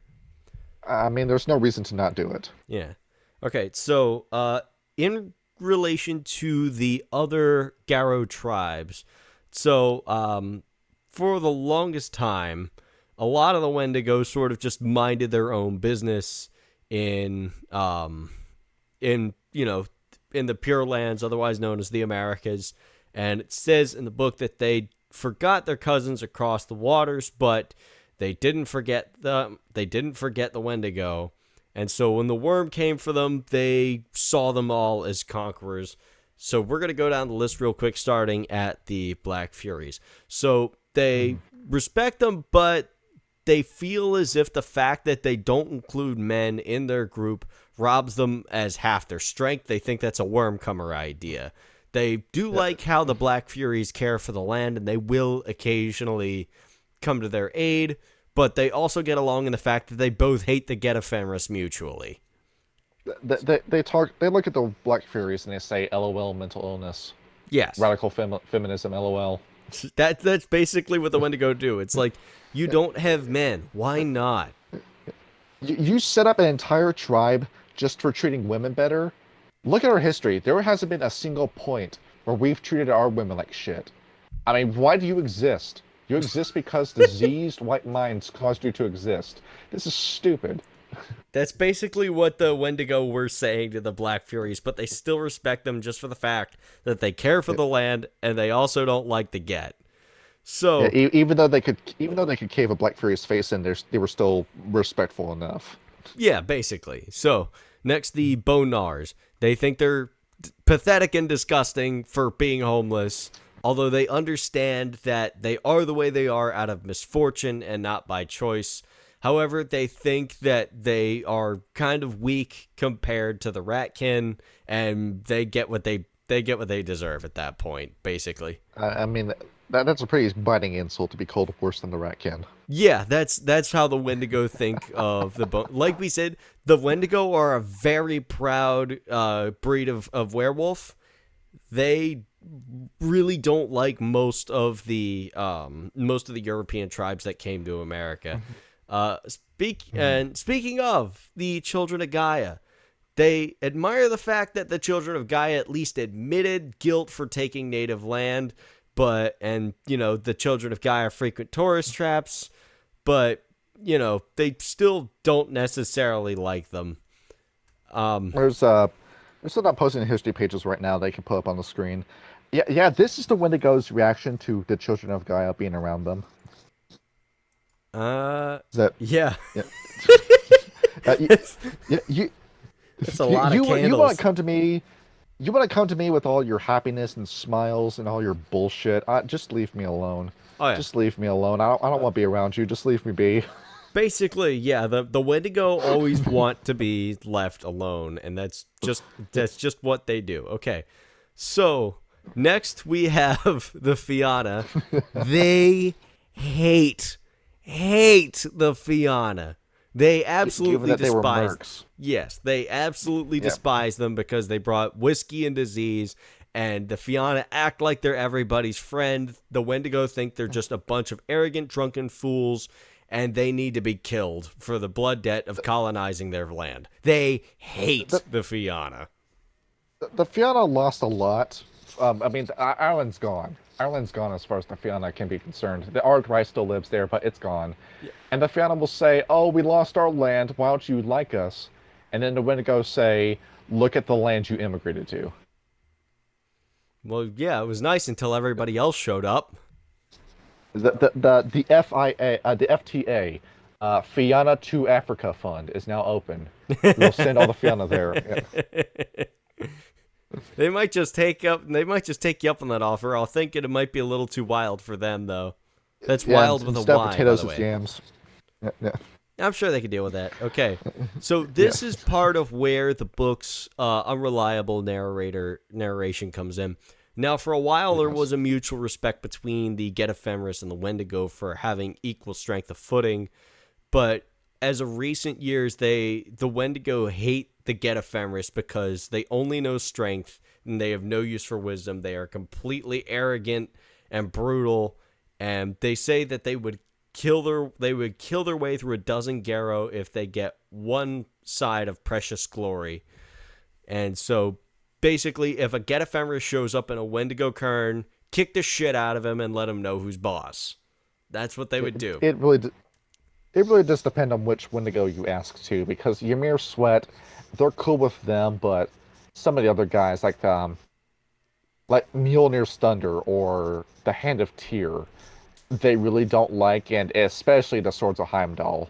I mean, that clan was excommunicated from the tribe, but at the same time, the Heimdallers formed within the Get Ephemeris, and they look at the Get and say, "What the actual fuck? You had Nazis in your tribe? Would you like to explain that?" And like the Wendigo are going to jump to conclusions about that. Oh yeah, absolutely. Yeah. Okay, so more vitriol. The Glass Walkers, traitors to their blood.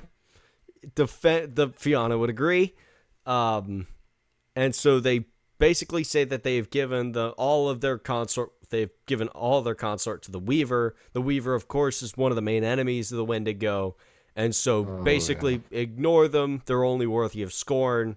Just ignore the Glass Walkers. They don't exist. As we've discussed. Sorry, go ahead. Dwight D. Eisenhower is who they're referring to. Yes. And as we discussed multiple times throughout this, they love the Red Talons. They are brethren. Murder buddies. Are kinfolk. They love each other. They run the same woods. They hunt the same stuff. They know the same pains. And both of them were nearly hunted to extinction at some point. And so the only blemish they feel they have against the Red Talons is that they have great strength, but they feel as if the Red Talons' aversion of breeding with humans sort of hampers their potential as werewolves, and that they would eventually lose their power altogether if they didn't introduce at least some man blood into their bloodline. And as we see with Times of Judgment, they're right. That's exactly what happens to the Red Talons. Okay, so Shadow Lords, as the book says, and I really like this, at least they're honest about being lion sons of bitches. That about sums up how they feel about the Shadow Lords. They say don't ever trust them. Even when they tell you they're lying, they're almost as devious as the fucking leeches. Direct quote from the book. I would say that I don't think they hate the Shadow Lords enough. I mean, it's their fuck up that caused the Eater of Souls to manifest. It's their direct fault that the Croton are dead. There's no reason why they should ever give the Shadow Lords anything. I mean, if it wasn't for you and your stupid Kamazat's crusade, we would still have the Croton. Oh yeah, we'll go over the consummate fuck ups of the Garou Nation, the Shadow Lords, in another video. Absolutely. Yeah, it should have been you. It should have been you who died, but the Croton died instead. Yes. Okay. So next we have the Silent Striders. So the only nice thing they have to say about the Silent Striders is of all the Wormcomers that came to America, the Silent Striders never took a cairn from the Wendigo. And they do usually bring bad news where they go, because, where there's one, there's going to be more of them. They don't trust them either. The Wendigo have a hard time trusting anyone that isn't the Red Talons, basically. Yeah, it's kind of hard to be friends with a guy who's constantly being followed by hungry ghosts. Yes. And so the Silver Fangs. So how the Wendigo see them is the Silver Fangs used to be a really good, strong camp in the Garou Nation. But, when the world was split between the Pure Lands and the Old World, they don't see the Silver Fang as the same noble, strong, brave nation that they used to know. They say they haven't really done anything, and that they think that all the children of the Silver Fangs that they used to know go, well, my father was a chief, I should be too. And they basically don't trust them to be any sort of leadership anymore. I mean, have you talked to a Silverfang? They sound like if you put Joe Biden and John Fetterman together into one body. See, this is why I agree with you that the Fianna should be in charge, because at least we're good at talking to other werewolves, even the ones that fucking hate us, like the I want to bring Wendigo. up, and they say in the Black Furies book, no Silverfang lives to the age of 30 because they're just that fucked up genetically. That's fucking cold. Yeah, yeah. I mean, they're all dying super young because they're just that diseased, and the Wendigo. I mean, it's gotta hurt them to see that. I Yeah. mean, your kin helped us make the Siberiac, and to see you this diseased, and this decrepit, and this mentally ill, and you don't even know where you are anymore. You're seeing dead people and pissing in a bucket. Sometimes like outside the bucket because you just couldn't reach it in time. You're not the people that we used to respect, and it hurts to see you this way. It's like Hitler and Wolfenstein, the new Colossus, when he's like peeing on the floor and shit. Exactly. It's hard to play as a Silverfang for that reason. Okay. So, the Stargazers. Stargazers is interesting because the Stargazers used to be considered the Garou and then later became sort of a part of the, They was it? they all went to China to die. More or less. So basically, Yeah. the Wendigo hate them because, well, the Wendigo are at war with the worm, and they said, leave stargazing to the humans. Just they're wasting their time. They're foolish, and they're gonna regret it when the worm comes for them. They don't like the stargazers either. You're just throwing yourself at the feet of the Yama Kings, who are just very eager to kill you and steal your souls. Exactly. Be our guests. Go ahead and die. Okay, and Uktena, this one's interesting. How the book puts Yeah. it is that Elder Brother has lost his way in black paths and bitter secrets, better left undiscovered. So they feel as if they dilute a lot of their strength with tainted blood, and they say even so, a half a white man is better than a whole one. So they sort of just wonder if the Uktena are gonna be okay, because they see the Uktena as brethren, but they feel like something's going terribly wrong within them. They have a really good reason for that. We're going to bring that up when we talk about the Uktena in an episode. Yep. Okay. There's a very good reason why you don't trust the Uktena. Yep. Okay, moving on to the changeling breeds. The Nunisha is the coyote. They are the were-coyotes that wander the Americas. So they are very old acquaintances with the Wendigo. And as they say, they are half wise man and half fool. It's just too bad the second half is the one that picked his children.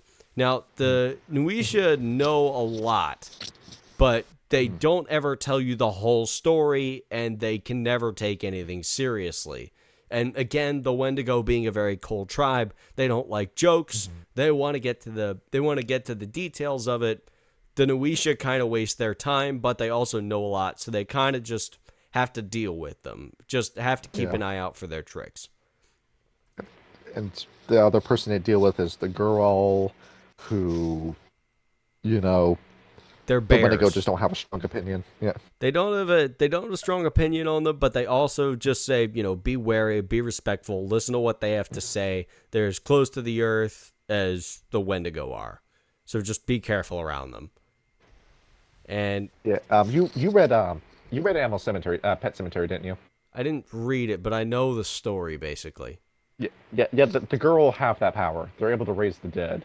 Oh, really? But sometimes they fuck up the ritual, and it comes back as this worm-corrupted zombie if they took too long or didn't roll high enough.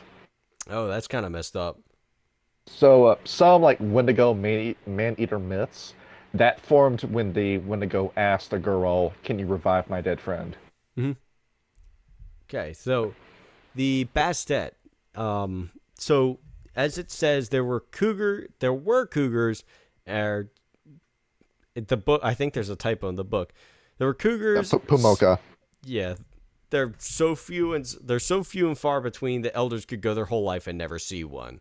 They're very hardy, but they're not as strong as the Wendigo. Just again, be careful around. A lot of the warnings around the changelings are just be careful around them, because they could kick the hell out of you. The Wendigo are incredibly powerful as a werewolf tribe, but they also need to be very careful around the other changelings. And of course, we have our friends, the good old loose lips, Korax. So they say Everybody likes. yes, everybody likes the Korax, even the Wendigo. They and the Coyote have a lot in common, but as it says in the book, the Raven is an inch wiser and a foot less a fool, and they still laugh more than the Wendigo like because the Wendigo have no sense of humor. And sorry, go ahead. The Noisha, of course, the Noisha just know everything innately, apparently, but it's going to take them all day before they give you the information. The Korax know a little less, but they just say, you go up to a Korax, you say, "Can you tell me the thing?" The Korax say, "Here is thing." Yeah, there you go. It's an easy exchange. Yeah. The Korax are a lot better about brokering information. The Noisha just kind of like fool around because it's a were-coyote. They just want to waste your time. Exactly. Quick note about other people. First, the vampires. Fuck the vampires. They will kill them on sight. If they see a vampire, they're going to kill it. They won't talk. They won't wait. They will kill a vampire as soon as they look at it. There is a character in Los Angeles by Night called Coco Pelmana, who is a Nosferatu Hopi Native American. I would imagine that the Wendigo would want her ashes thrown in the face of the Camarilla and anybody who is involved in her siring. Because if you're taking their kin and you're turning them into vampires, a man vampire is still producing sperm, but a woman, no, not going to happen. So you're actively messing with the family unit if you want to make one of their kin a vampire. I can't imagine the Camarilla or Sabat insulting the Wendigo greater than siring one of their kin. Yeah. Okay. And another interesting note is the mages. So the Wendigo see that there are others than the first people that have awakened their spirits to the greater vistas of Mother Gaia. And they believe that a lot of them walk the path in the old way, and they give proper reverence to the ancient rituals of Mother Gaia. They have this sort of odd respect for them that isn't gone into full detail in what I have right now. But I just thought that was an interesting little note about them. Because they've been neighbors with the Dream Speakers. The Dream Speakers are, of course, the shamans, the rain stick, all that jazz. Just think of a shaman or a druid. Yeah. Behold, there you go. But at the same time, they fought mages because the Sons of Ether, and today with the technocracy, they kind of acknowledge that mages, it depends on what kind of magic there is. There's good magic, there's bad magic. I mean, it's not like the Celestial Chorus where they believe there's like holy and black magic, like black arts. They have their finger on a button, but they just haven't pressed down on it yet. They don't fully understand magic yet. Yep. Kind of weird because they're cryomancers when it comes to their gifts. Yeah, I noticed that when I was reading a lot of their gifts and their rites and such. This makes for a better segue. Let's do gifts right now. Okay, so gifts. There are a couple in particular that I want to go over because some of them are really freaking cool. The first one I want to go over is a rank 4 Wendigo gift called Call the Ice. Now, what this does is the Garou summons the spirits of ice to cause a great fissure to form beneath their enemy, engulfing them in a prison of ice, which they have little chance of escaping. It's most effective on polar ice, but is usable anywhere where the ground has a layer of frost on it. You spend a Gnosis point, roll willpower with difficulty 7 in order to exert influence upon the ice spirits in an area of up to 10 square feet. A single success causes the desired effect, along with additional successes adding to the depth of the crack or the fissure. So this is basically you're trapped on ice. You are permanently trapped on ice now. This is a good way to get somebody stuck in one spot. This is going to give that Glasswalker with the ASC time to line up his shot, or they get a Fenris to run up with his hammer and hit a home run with that head. Yup, just take somebody out, completely immobilize them. The next one I wanted to talk about was the Beat of the Heart Drum. This is a rank 1 Wendigo gift. So the werewolf becomes an inescapable hunter drawn ever onward by the beast of his prey's heart until that heart grows still. The spirit of the Great Wendigo teaches that gift. So the Garou needs an object that belongs to the target, a piece of the victim, a blood sample, a lock of hair, a fingernail, or it must have tasted, the quarry's blood sometime in the past. You can spend Gnosis, roll Perception, and Survival, difficulty 7. The Wendigo can hear the quarry's heartbeat for 1 day per success, no matter how far away they may be. The beat grows louder as the werewolf draws near, making tracking effortless. That is a rank 1 Wendigo gift, and that is cool as hell. That is basically the same as fucking Mercer's Blood Hunters fighter subclass with the brand of castigation, where if you brand somebody, you can detect anywhere that they are at. I think that's as long as they're on that plane. Exactly. That is a cool gift, and the Wendigo have it as a rank 1 gift. Notice it doesn't say anything about the Umbra. So you can follow a guy into the Umbra. Yes. It's scary.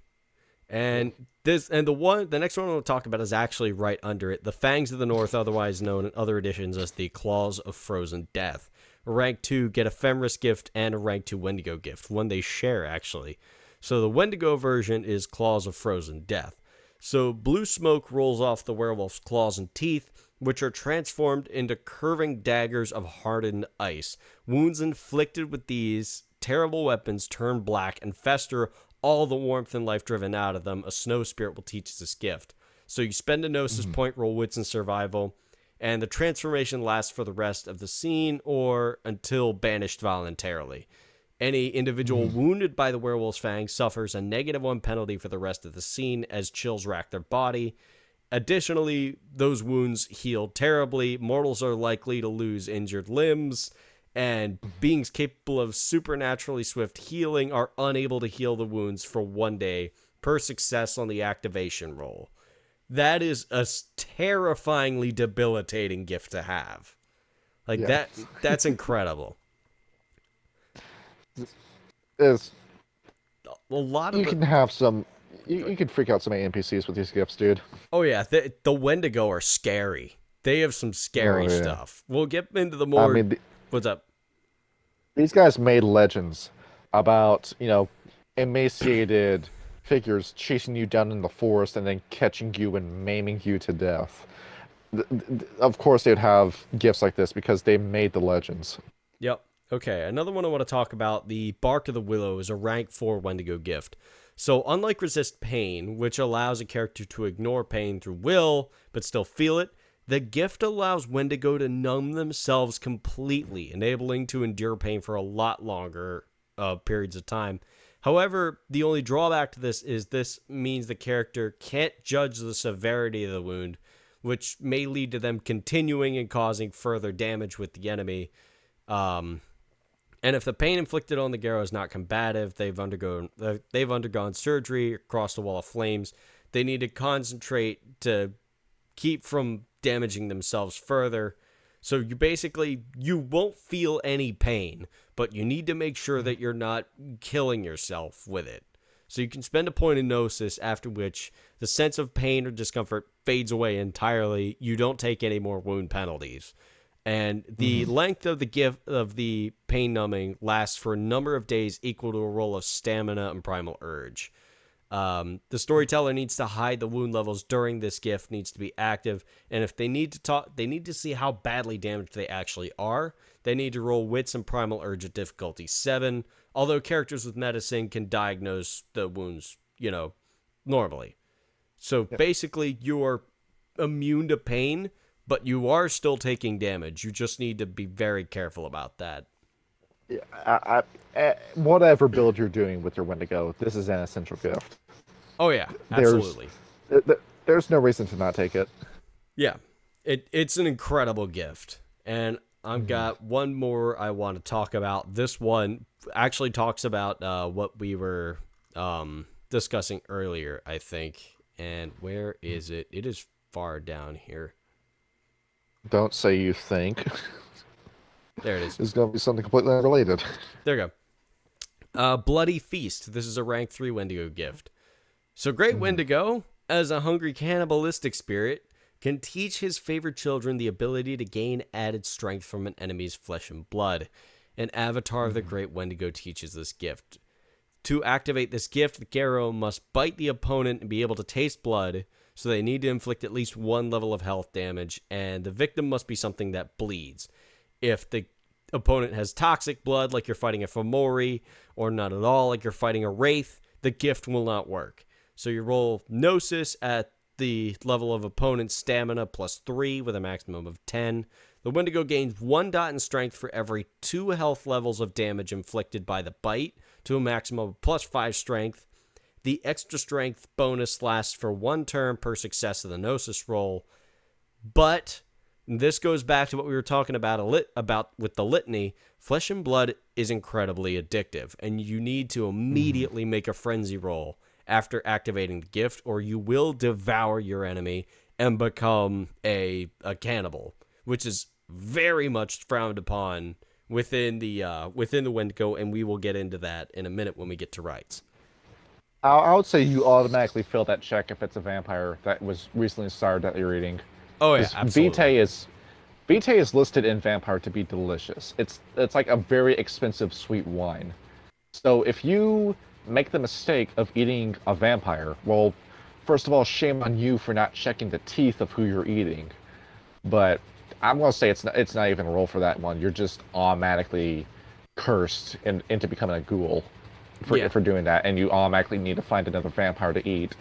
And behold, now you're halfway there to becoming a Banu Hakim. Yeah. It's a scary and very slippery slope. Like, it's incredibly useful if you're like fighting a human that's working for the worm, and they haven't been like worm tainted into being a Fomori. Yeah, absolutely, go nuts. Yeah. But if you're fighting Fomori, you're going to get poisoned. Especially if that's the Burger Man, which is, no, it tastes like McDonald's hamburger as you're eating him, and he's gonna make you, well, probably eating his entire body would cause you to just have a heart attack on the spot. That's kind of scuffed, actually. Is that an actual thing? Yeah. That's an actual thing. You want to pull up the ZZ Top Burger Man video? No, wait, ZZ Top Burger? You sure you don't mean like the music video from Better Off Dead? That was Van Halen. Well, but no, I'm talking about, there's a ZZ Top song called Burger Man. Is there? And it looks exactly what that monster looks like in the video. Hang on, give me a sec. Yeah, I mean, we can't play that because we're going to get copyright ID. But... Yeah, I can mute it, but I want to like at least find where the actual Burger Man is. There's like this whole cold open part at the start of it. For everybody listening, we're taking a small break for a minute to check out ZZ Top. Oh, is it the big greasy dude? Is that who it is? Yeah. Like after he transforms. I'm trying to find where it is because like I'm gonna get a timestamp for you as soon as this Blue Moon ad is over. Yeah. Because I want to see it. We need to. Sorry, we need to know what the Burger Man looks like. Let's see. Okay, I got a timestamp for you. 1 minute 18 seconds. 1 minute and 18 seconds. Hang on. I need to see this. Minute and 18.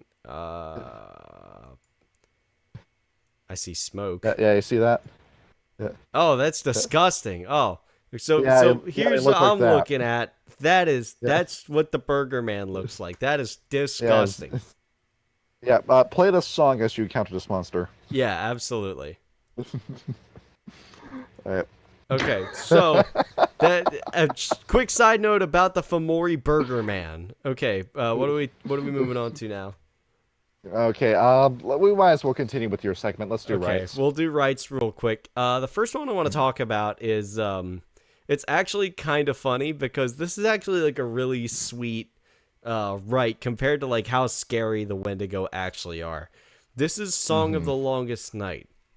So, even the wild spirit of the great Wendigo grows weary after eons of battle against the madness of the worm and the weaver.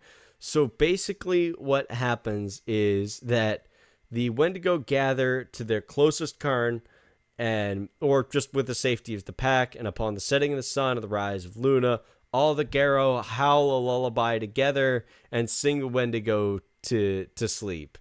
They basically just have like a nice The sound of these gentle, sustained, soothing howls allow him to rest in the bosom of Gaia, replenishing himself from the uncorrupted and chaotic fount of the wild. So the Wendigo's children remain quiet and awake, keeping vigil through the darkness, protecting kinfolk and themselves. So the system of this is you roll charisma and rituals made by the Rite Master, difficulty 6, in order to mark the beginning of the rite. Every participating Garou has the option of spending a point of gnosis as their personal offerings of energy to aid in Great Wendigo's rejuvenation. So whether Wendigo returns the favor later remains at the storyteller's discretion. This is just a big lullaby, and it's kind of sweet. It's like, hey, you had a hard day fighting the worm. Get nice and comfy. We'll sing you to sleep. That's really sweet for the Wendigo. I'll sing to you the same song I sing my baby. What's that? Oh, yeah. I'd sing Moonchild by King Crimson. That'll get him right to sleep. Yeah, we believe in happy endings. Yes.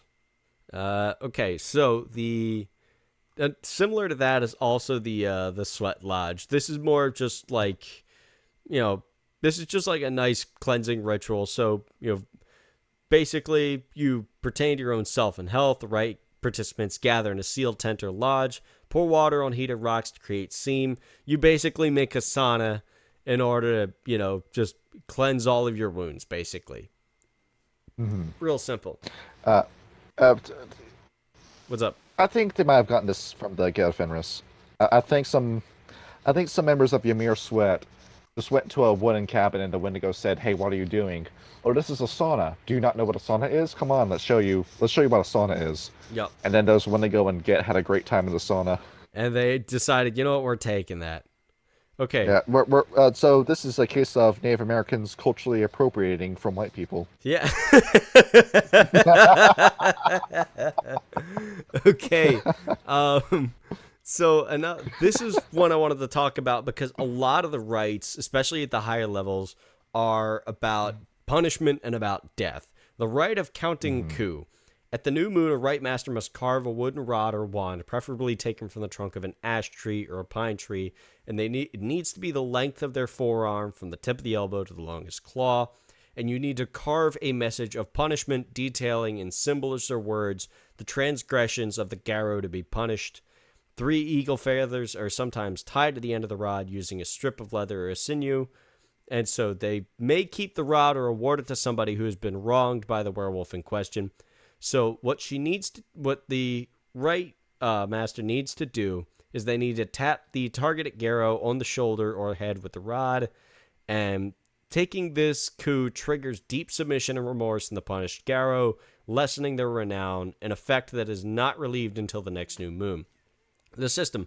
The rite master rolls charisma and rituals at difficulty 7, and it needs to take place in public. If the punished Garou is guilty, the amount of honor, renown they lose increases by 1 point every 5 witnesses, and the amount of honor and renown awarded to the coup giver and or the rite master increases by 1 point for every 5 witnesses.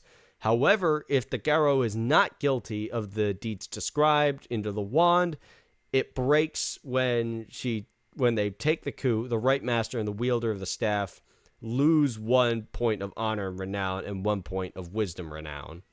So it's sort of a high risk, high reward there. If somebody is accused of a crime and they did it and you correctly, perform the ritual for who it is, and you manage to get like your entire cairn to surround them while it happens, you could stand to get a lot of renown. However, if you're wrong, you stand to lose a lot of renown. And that leads me into the next rite I wanted to get into, which is the rite of the Sin Eater. So performing this rite allows the rite master to take into themselves literally the outstanding issues or sins of a restless spirit or a ghost, and they do this by meditating, summoning the spirit, binding it into a prepared piece of food, and eating it. And then they call out the name of the ghost and chant aloud the essence of the unsolved matter, declaring that they have taken the matter upon themselves to settle.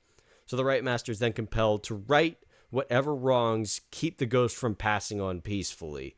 Only when the matter is resolved can the spirit find its way to the afterlife.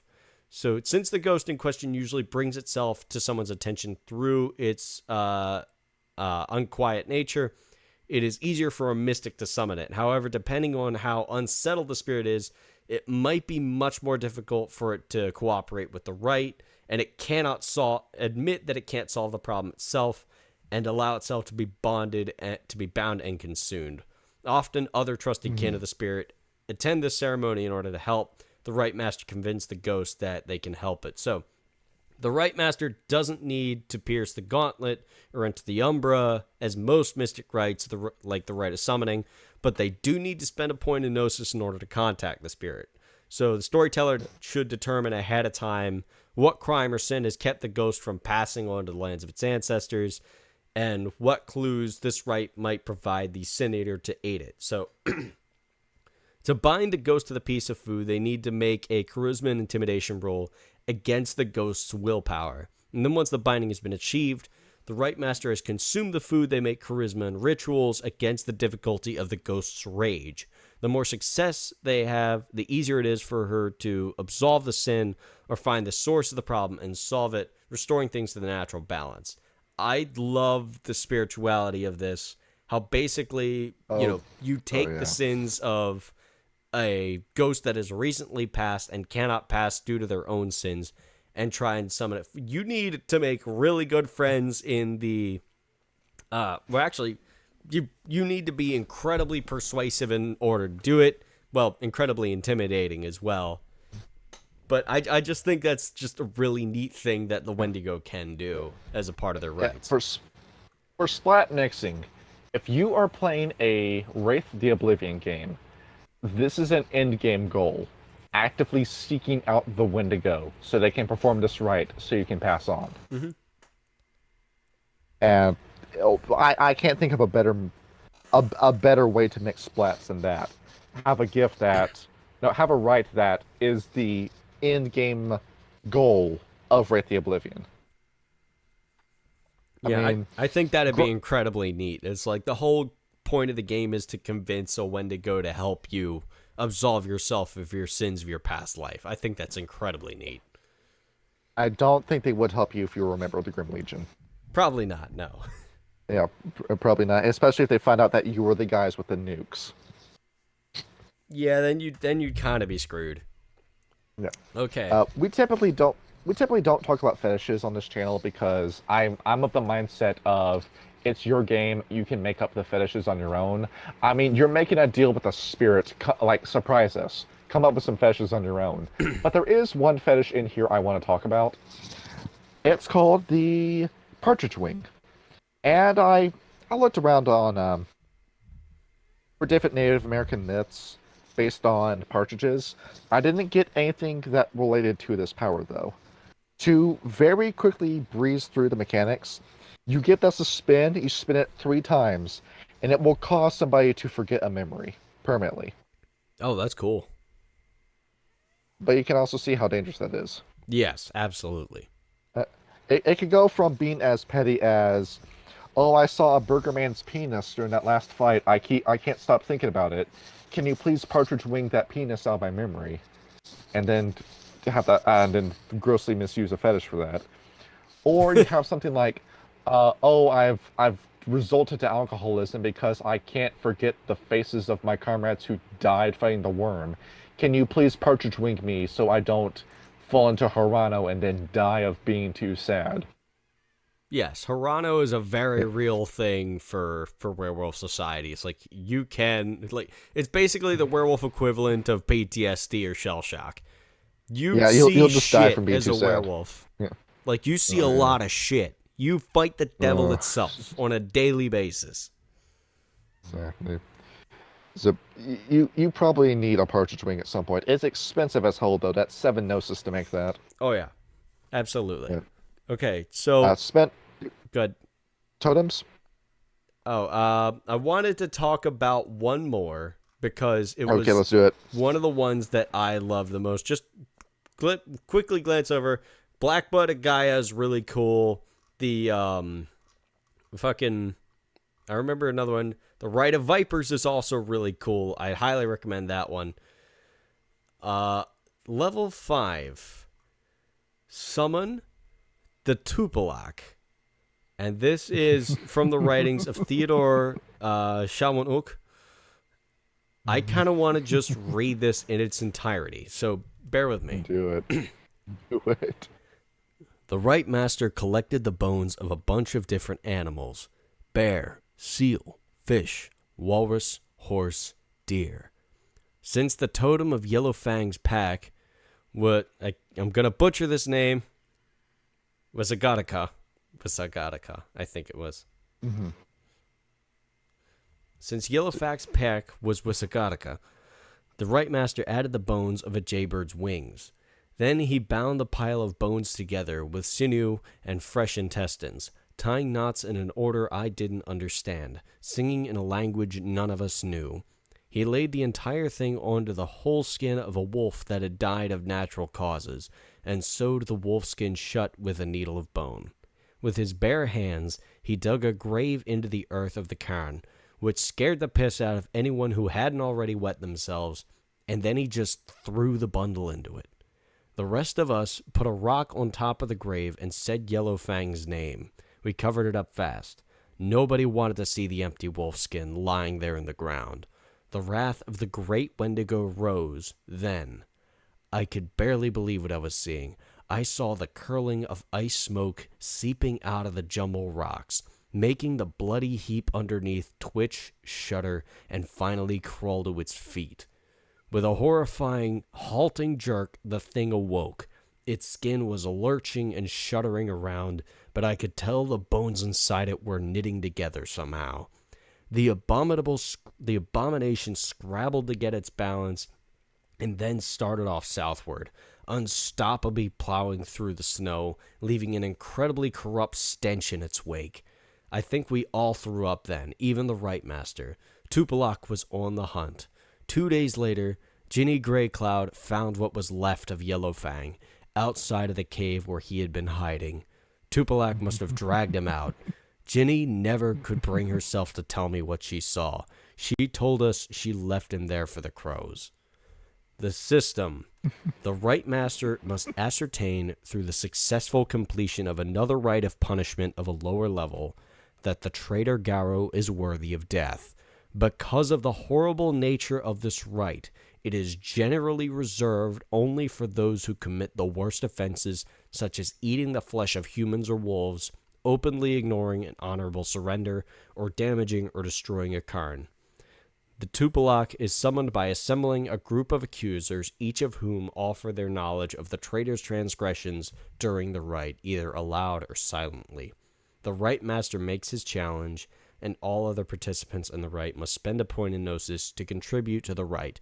Once Tupilok has been unleashed, nothing keeps it from killing its quarry. That is some cold shit right there. I'm pulling up this Tupilok in question, and I'm looking at this. This is an Inuit legend, and I'm posting a picture in history pages.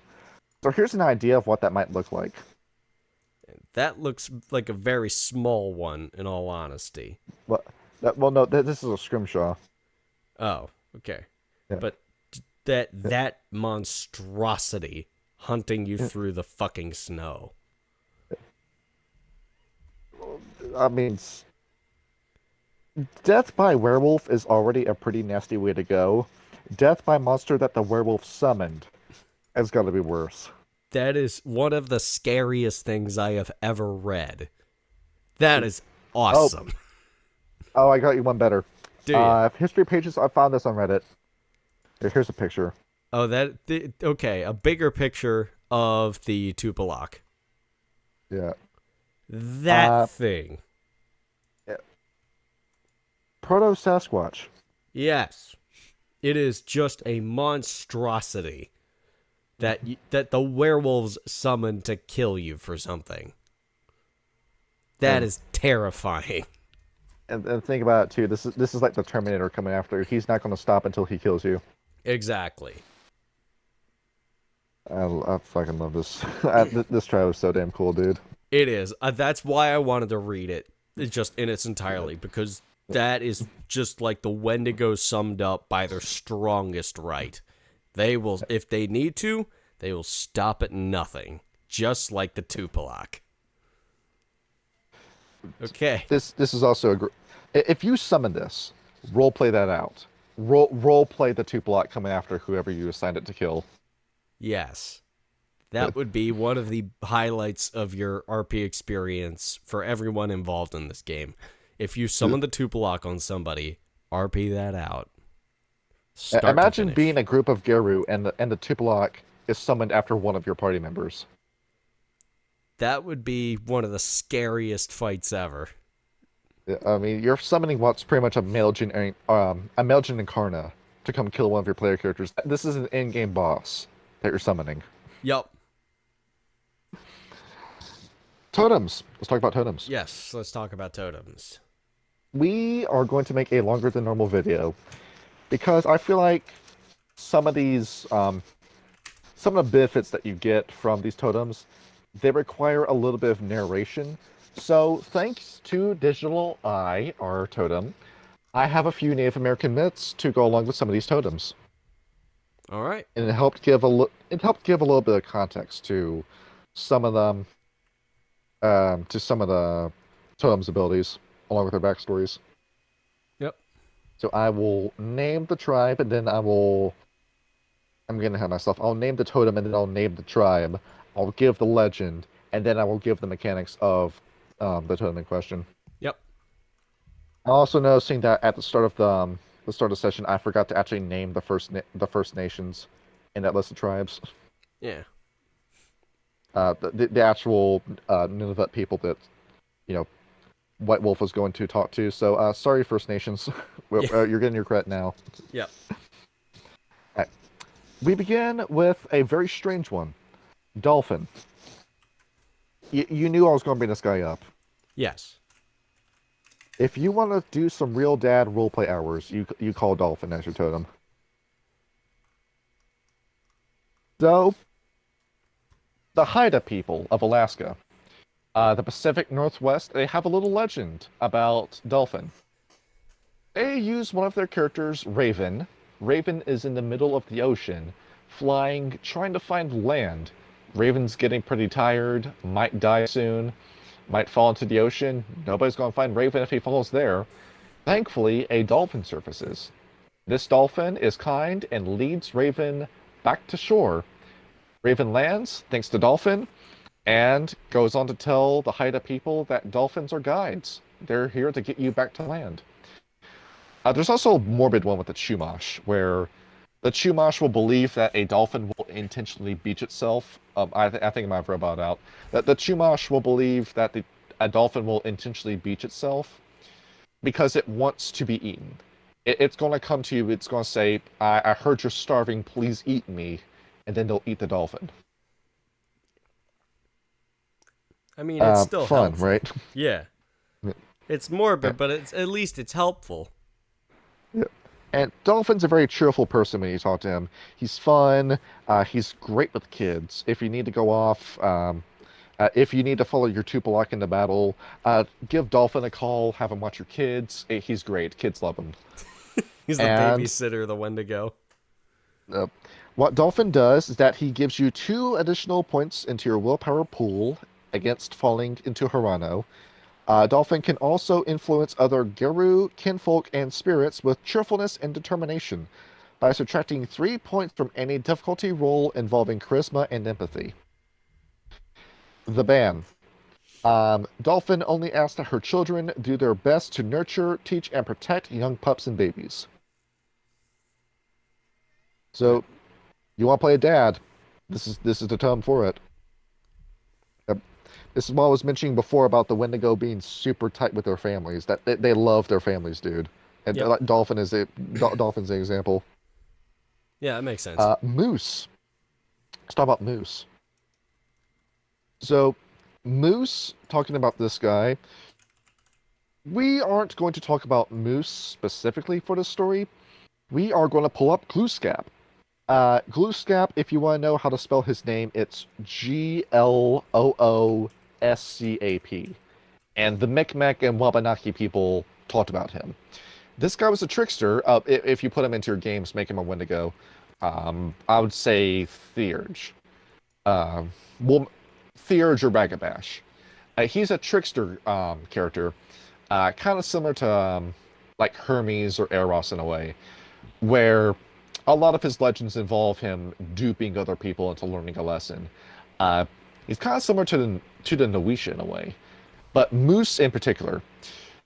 You know how tall a moose is? They're big damn things. I know that. Yeah, taller than an SUV. Imagine one working with the worm. That's what Moose used to be. So Moose was an openly antagonistic force for a while, until Glooskap came in and, using his magic, turned Moose into a tree. And Moose was alive during this time. Moose is looking around, scared it's going to spend the rest of eternity as a tree. And Glooskap said, if you repent for everything you've done for us and join our brood, we'll forgive you of your crimes. And Moose accepts the offer and becomes a totem for the Wendigo. Kind of like Uktena, but we'll talk about Uktena later. Yep. What Moose will do for you, he is a war spirit. He will grant you 2 dots in melee. Each member of your pack may also receive a temporary point of strength when engaged in a direct challenge with a competitor over a confrontation related to mating or desire. If you're horny, he gives you points. I'm wondering why he's not part of the Vienna. Well, it's a moose. You don't have a moose in Ireland. That's true. That's true. The ban. Moose is headstrong, and children who follow Moose must spend a point of willpower to deviate from a course of predetermined action. You're not allowed to change your mind if you pick Moose. I mean, you can. You just have to roll willpower. Right. Let's talk about his female counterpart, Caribou. And Caribou is kind of morbid also. So remember what I just said about Dolphin? Yep. Apparently everyone had the same consensus when it came to Caribou. This is an Innu legend, where you have a bunch of Innu people who are starving, and then a caribou walks up to them and says, "Hey, we hear you're starving. Please eat us. We want to be eaten. But we're not going to fall over dead. You have to hunt us. Here's where you can find us." And so they follow the caribou and find this new hunting land and start following the caribou, killing them and eating them. Makes sense. It's a great relationship. The Wendigos seem to have a fixation with eating. Well, I mean, there isn't much to eat in the Great White North now, is there? So what Caribou will do for you is that she will just walk up to you, and like as a spirit, and just fall over dead in the umbra, and then you peel the flesh off her bones and eat the meat. You take her bones, you turn it into weapons. You take her antlers, you turn them into scrimshaws, and you take her pelt, and you turn it into nice clothing for yourself. That's what you can expect from her jacklings. You have to use the whole thing. Yeah, you have to use every bit of the Caribou. Don't waste any of it. The points you get for following Caribou, you gain a +2 to survival rolls. Kind of, but you know, it's good. It's good to have if you're playing that kind of game. If you're playing as an all lupus party, it's very helpful to have that. The ban is that her children must never harm a baby human or a baby animal, or a defenseless child, or a pregnant creature. You know, because if you do that, that's not a hunt, that's just murder. Yes. So you only hunt... You remember what I said? What's up? Oh, what was you're saying? So it's only things that should be hunted. Yes. But once again, like, when honor is a thing with the Wendigo, it's gotta be an honorable hunt.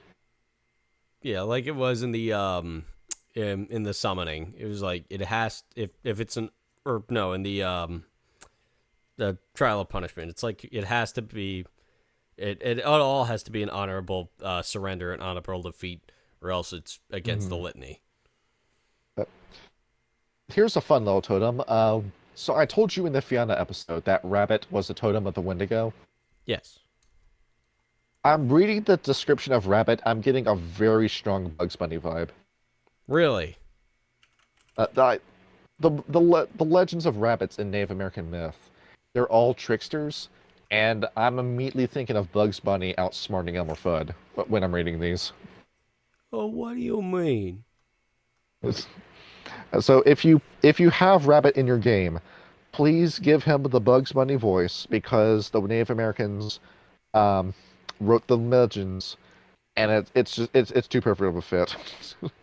What's up, Jack? As we know, Warner Media stole the concept of Bugs Bunny from the Native Americans. Yep. And now it's back in their hands through the magic of World of Darkness.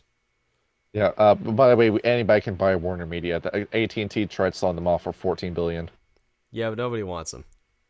and nobody wants a dead company. Here's an example of a hair myth. The Cree. They tell the story. So, Hare was minding his own business when he noticed that there were a group of animals having difficulty finding food in the winter. Hare, being resourceful, devised a plan. The hare disguised himself as a human, went to a tribe, asked for food, was given the food, and then left a little trail from the village to where the animals were. The animals, discovering this trail, decided this is a good place to follow and find food. So they walked over to that village and realized, hey, these humans, all this food that they're storing, we can have some of it. So, Hare being a little bit of a trickster, saying, make sure you know who you're giving this food to. Because it just led a whole bunch of herbivores to your space, and now they're eating your berries out of your basket. Yep. Just a little word of warning. What Hare does is that he gives everyone the gift of camouflage, along with an additional +1 to your alertness stat. The ban, don't fight. You must not fight. You can't get in a head-on, one-on-one fight with Rabbit. You have to use a point of willpower to avoid turning and running. That's what Hare does. You have to get away from that fight. So you can lay a trap as you're running, and then your enemies will fall in that trap. That's what that's there for. That seems pretty counterintuitive to a Wendigo totem, wouldn't it? Yeah. A little bit, but also depends on what creature you're fighting. That's true. Yeah. So this is why I meant with the whole Bugs Bunny analogy. I'm Bugs Bunny convincing you to chase me so you can fall into a pit. Yep. That makes sense. Essentially playing Dead by Daylight. Yes. And here I've got the most fucked up of all these totems for you. Goose. Whack. I know what you're thinking. What's so messed up about Goose? We're getting to it. We're getting to it. So there's the normal story. We have the Micmac telling the story of the origin of the goose, where you had a boy who was minding his own business next to a lake, and he looked over and he saw a wounded goose, and he scooped it up and helped nurse the goose back to health. And the goose, as a way of showing thanks, revealed her true form, a beautiful woman, and thanked the boy and granted the boy a reward for his compassion, the ability to understand animals when they speak. Oh, that's cool. Yeah, nice little story, right? Yes. Now for the weird story. So the Inuit told a story where apparently an Inuit man was just sitting by himself groaning, saying, "Oh, I wish I had a wife." And then he just sees a goose fly into a lake, and the goose transforms into a beautiful woman and walks away and leaves the goose feathers behind. And this creep just walks up, scoops up the feathers, and says, "I'm stealing your goose skin until you decide to marry me." And then the woman does. That's kind of messed up, actually. What the fuck story is this? I'm posting this in history right now. Hang on. You looked at this goose and you decided you want to make a story about this. You wanted to put your juice in this goose and made this story. What the fuck is this? Oh dude? yeah. This is the goose from Balto 2. This is exactly the goose they're talking about in the legend. This is the exact goose we're talking about. Jesus Christ. This is the weirdest shit in the world, dude. Yes. So what Goose does for you, a little funny. Goose makes it easy to travel between moon bridges. Um, the ability to establish a moon bridge, the difficulty is reduced by 1, and a goose can increase the distance a lupus form Garou can travel by adding 1 die to stamina and athletics for, let's say, a difficulty 4, and it helps the Wendigo travel for an hour without stop. The issue, Goose is loud, extremely loud. -1 to all of your stealth rolls when Goose is your totem. That seems pretty detrimental. What I think this entails is that if you follow Goose, it's a mandatory thing with Goose that you must have a juggling of Goose with you, and the Goose just never shuts up. I mean, that makes sense. You've seen Balto, you know Boris the Goose. You just have Boris with you the entire game. Yeah. I love how it says in the wiki that Goose as a totem is obviously rather rare and probably embarrassing among the Wendigo. It's like imagine it's like, what totem did you get? Oh, I got the caribou. What totem did you get? I got the rabbit. Okay. What about you? This motherfucker got the goose totem. Ah! You point at the goose behind you, and the goose is going, I'm lactose intolerant, so I gotta drink soy milk all the time. I'm lactose intolerant. I can't eat cheese. I just drink soy all the time. That soy is better for you. It's the part of a diamond or supplement. The goose, just never the goose never is stops just talking. the soy jack totem of the Wendigo. Yeah, it never stops talking. Don't take a breath. Just say as much stuff in one go as you can if you're playing as Goose. Oh my good God. That's hysterical. There's one more thing I want to talk about with the Wendigo. I think we've made it kind of apparent what the treble flaw is, and that we mentioned it before. The intense xenophobia that exists with the Wendigo. Yes. It's the same issue you have with the Red Talons and debatably the Black Furies, where because you don't want to work with anybody, it makes you weaker. You're by yourselves going into these fights. Granted, you're badasses, and you've got, demons from hell, apparently. They can just summon to battle with you. But at the same time, if you just talked to the Noisha, if you partnered up with the Ninhi, if you worked with any mage, I'm sure the virtual adepts would be willing to help you if it meant sticking it to the technocracy. If you just talked to somebody and helped and asked for help shouldering your burden, that's all you need to do. Yeah, I noticed. I noticed that a lot. I noticed that a lot with a lot of the unkind words that the narrator of the Wendigo book had to say about pretty much every other tribe of werewolf. And in all honesty, like, even the good terms that they got amongst the Get Ephemeris with the Sweat of Ymir, that's still kind of an uneasy friendship between them, and that's definitely going to go bite them in the ass when the apocalypse happens. Yeah, you're going to look around to go ask who are your friends, and then you're going to realize, oh shit, I have no friends. Because me and my rage, I just drove everybody away from me. Like, they talk shit about the Fianna for being, drunken, foolish bastards, which we certainly are. But at the very least, we try our best to be friends with each other, them and the children of Gaia, because both tribes know the only way that the Garou Nation can possibly survive the apocalypse is together. And if the Wendigo don't understand that, then they are going to lose everything again. I would like to dedicate this section to mixing splats. We just mentioned a little bit of it. So, these are a few ideas I've had bouncing around for Wendigo ideas. Yep. And I think it would be cool to do this as a video of its own, but we'll say some of it here. The idea of Wendigo versus vampire.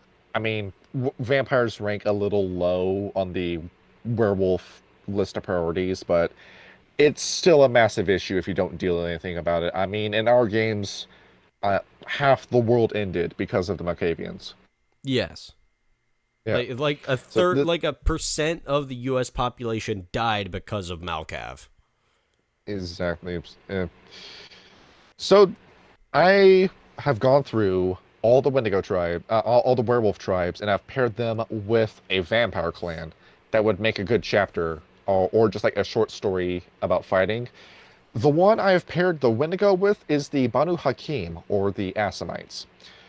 And we mentioned before about the flesh eating with the Wendigo. Yes. So, and we already made a small connection with the Banu Hakim. You're both in a situation where a lot of your gifts involve eating people. With the Assamites, it's your direct allies and rivals, and with the Wendigo, it's the forces of the worm. But at the same time, doing this, it's slowly corrupting you because, eating human flesh, you're going to get a brain disease from doing that. And the Assamites, well, you're addicted to blood, you can't stop. So these are both guys who are immensely powerful, but their backs are against the wall 24/7 when it comes to using their powers.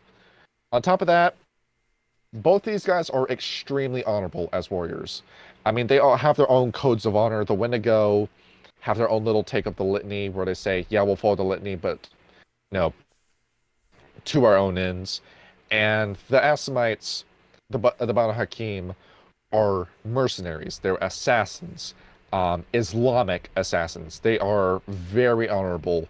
Honor being a massive thing in Arabian culture, in Arabic culture. Yes. So you have two proud warriors. The Wendigo aren't the proudest. I mean, that's the Geta Fenris, of course, but the Assamites are probably the proudest vampire. I'm going to say above the Ventru. So it would be a cool confrontation to have the Cryomancers versus the Hemomancers.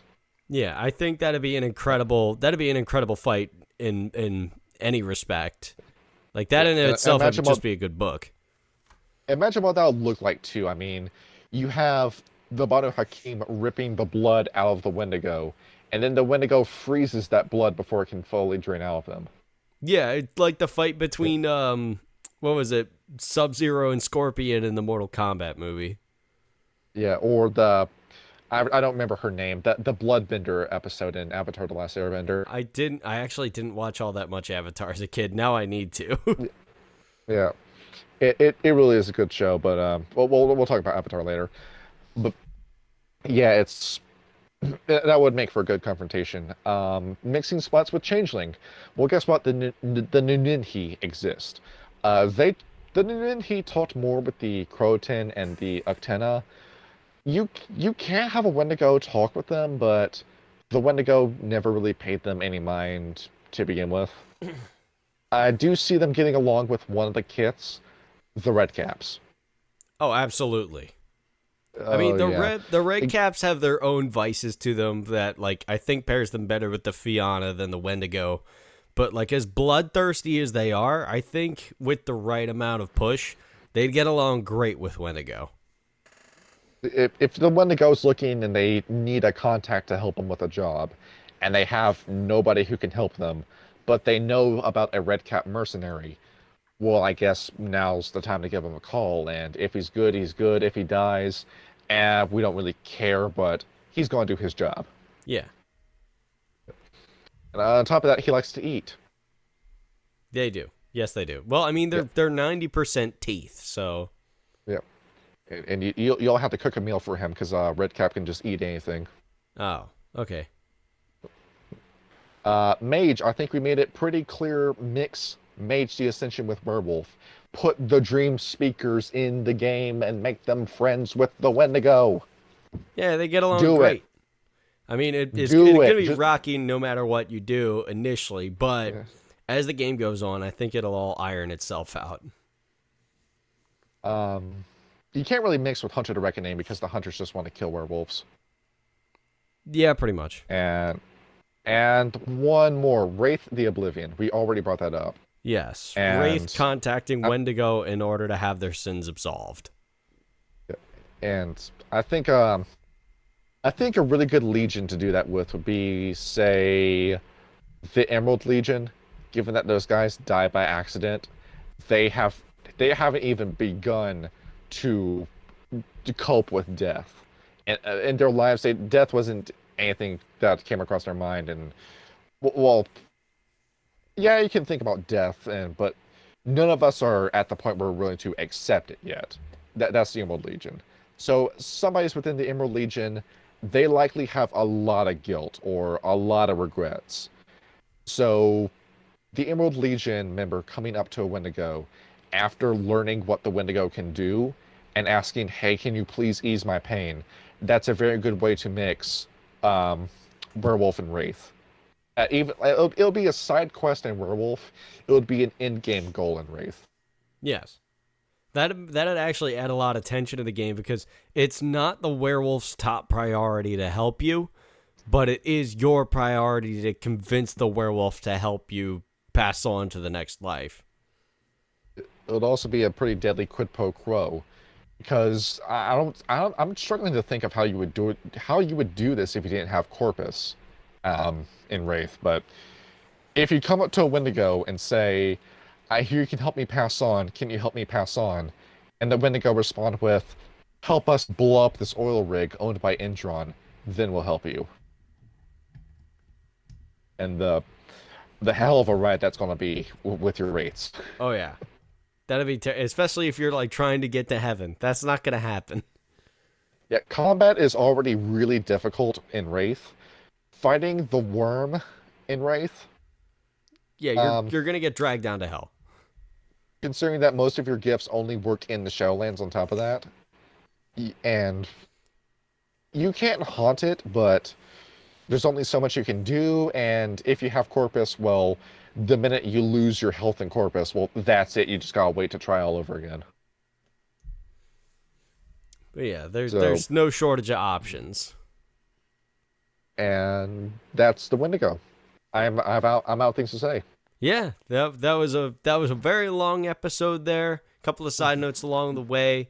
And now I got to make sure that, like, my friend who texted me halfway through that, his name doesn't show up, so I got to go back and do that. But aside from that, thank you, everybody, for joining us on this episode of the Galliard's Guide to Werewolf. And who are we talking about next time? Put Wendigo in your game. Do that. I haven't seen a single werewolf game that has had Wendigo in it. I haven't read anything about them. I haven't seen anybody I've tried playing with make a Wendigo. Make Wendigo characters. Don't be scared of this. They are just awesome. do it. And they are stupid powerful, too. And the next group we're talking about, it's not going to be a tribe. It's going to be a clan. A clan, you say? You want to guess? We are talking about the sinners, the Sethites themselves, the Ministry. The Ministry is the next episode. Yes. So we will see you next time in the delightfully simple episode where we talk about all the sucking, fucking, and murder of the Sethites of the Ministry. Good night, everybody. We'll blur out all the penises with snakes. We'll do all the best we can with that. Good night, everybody. All right.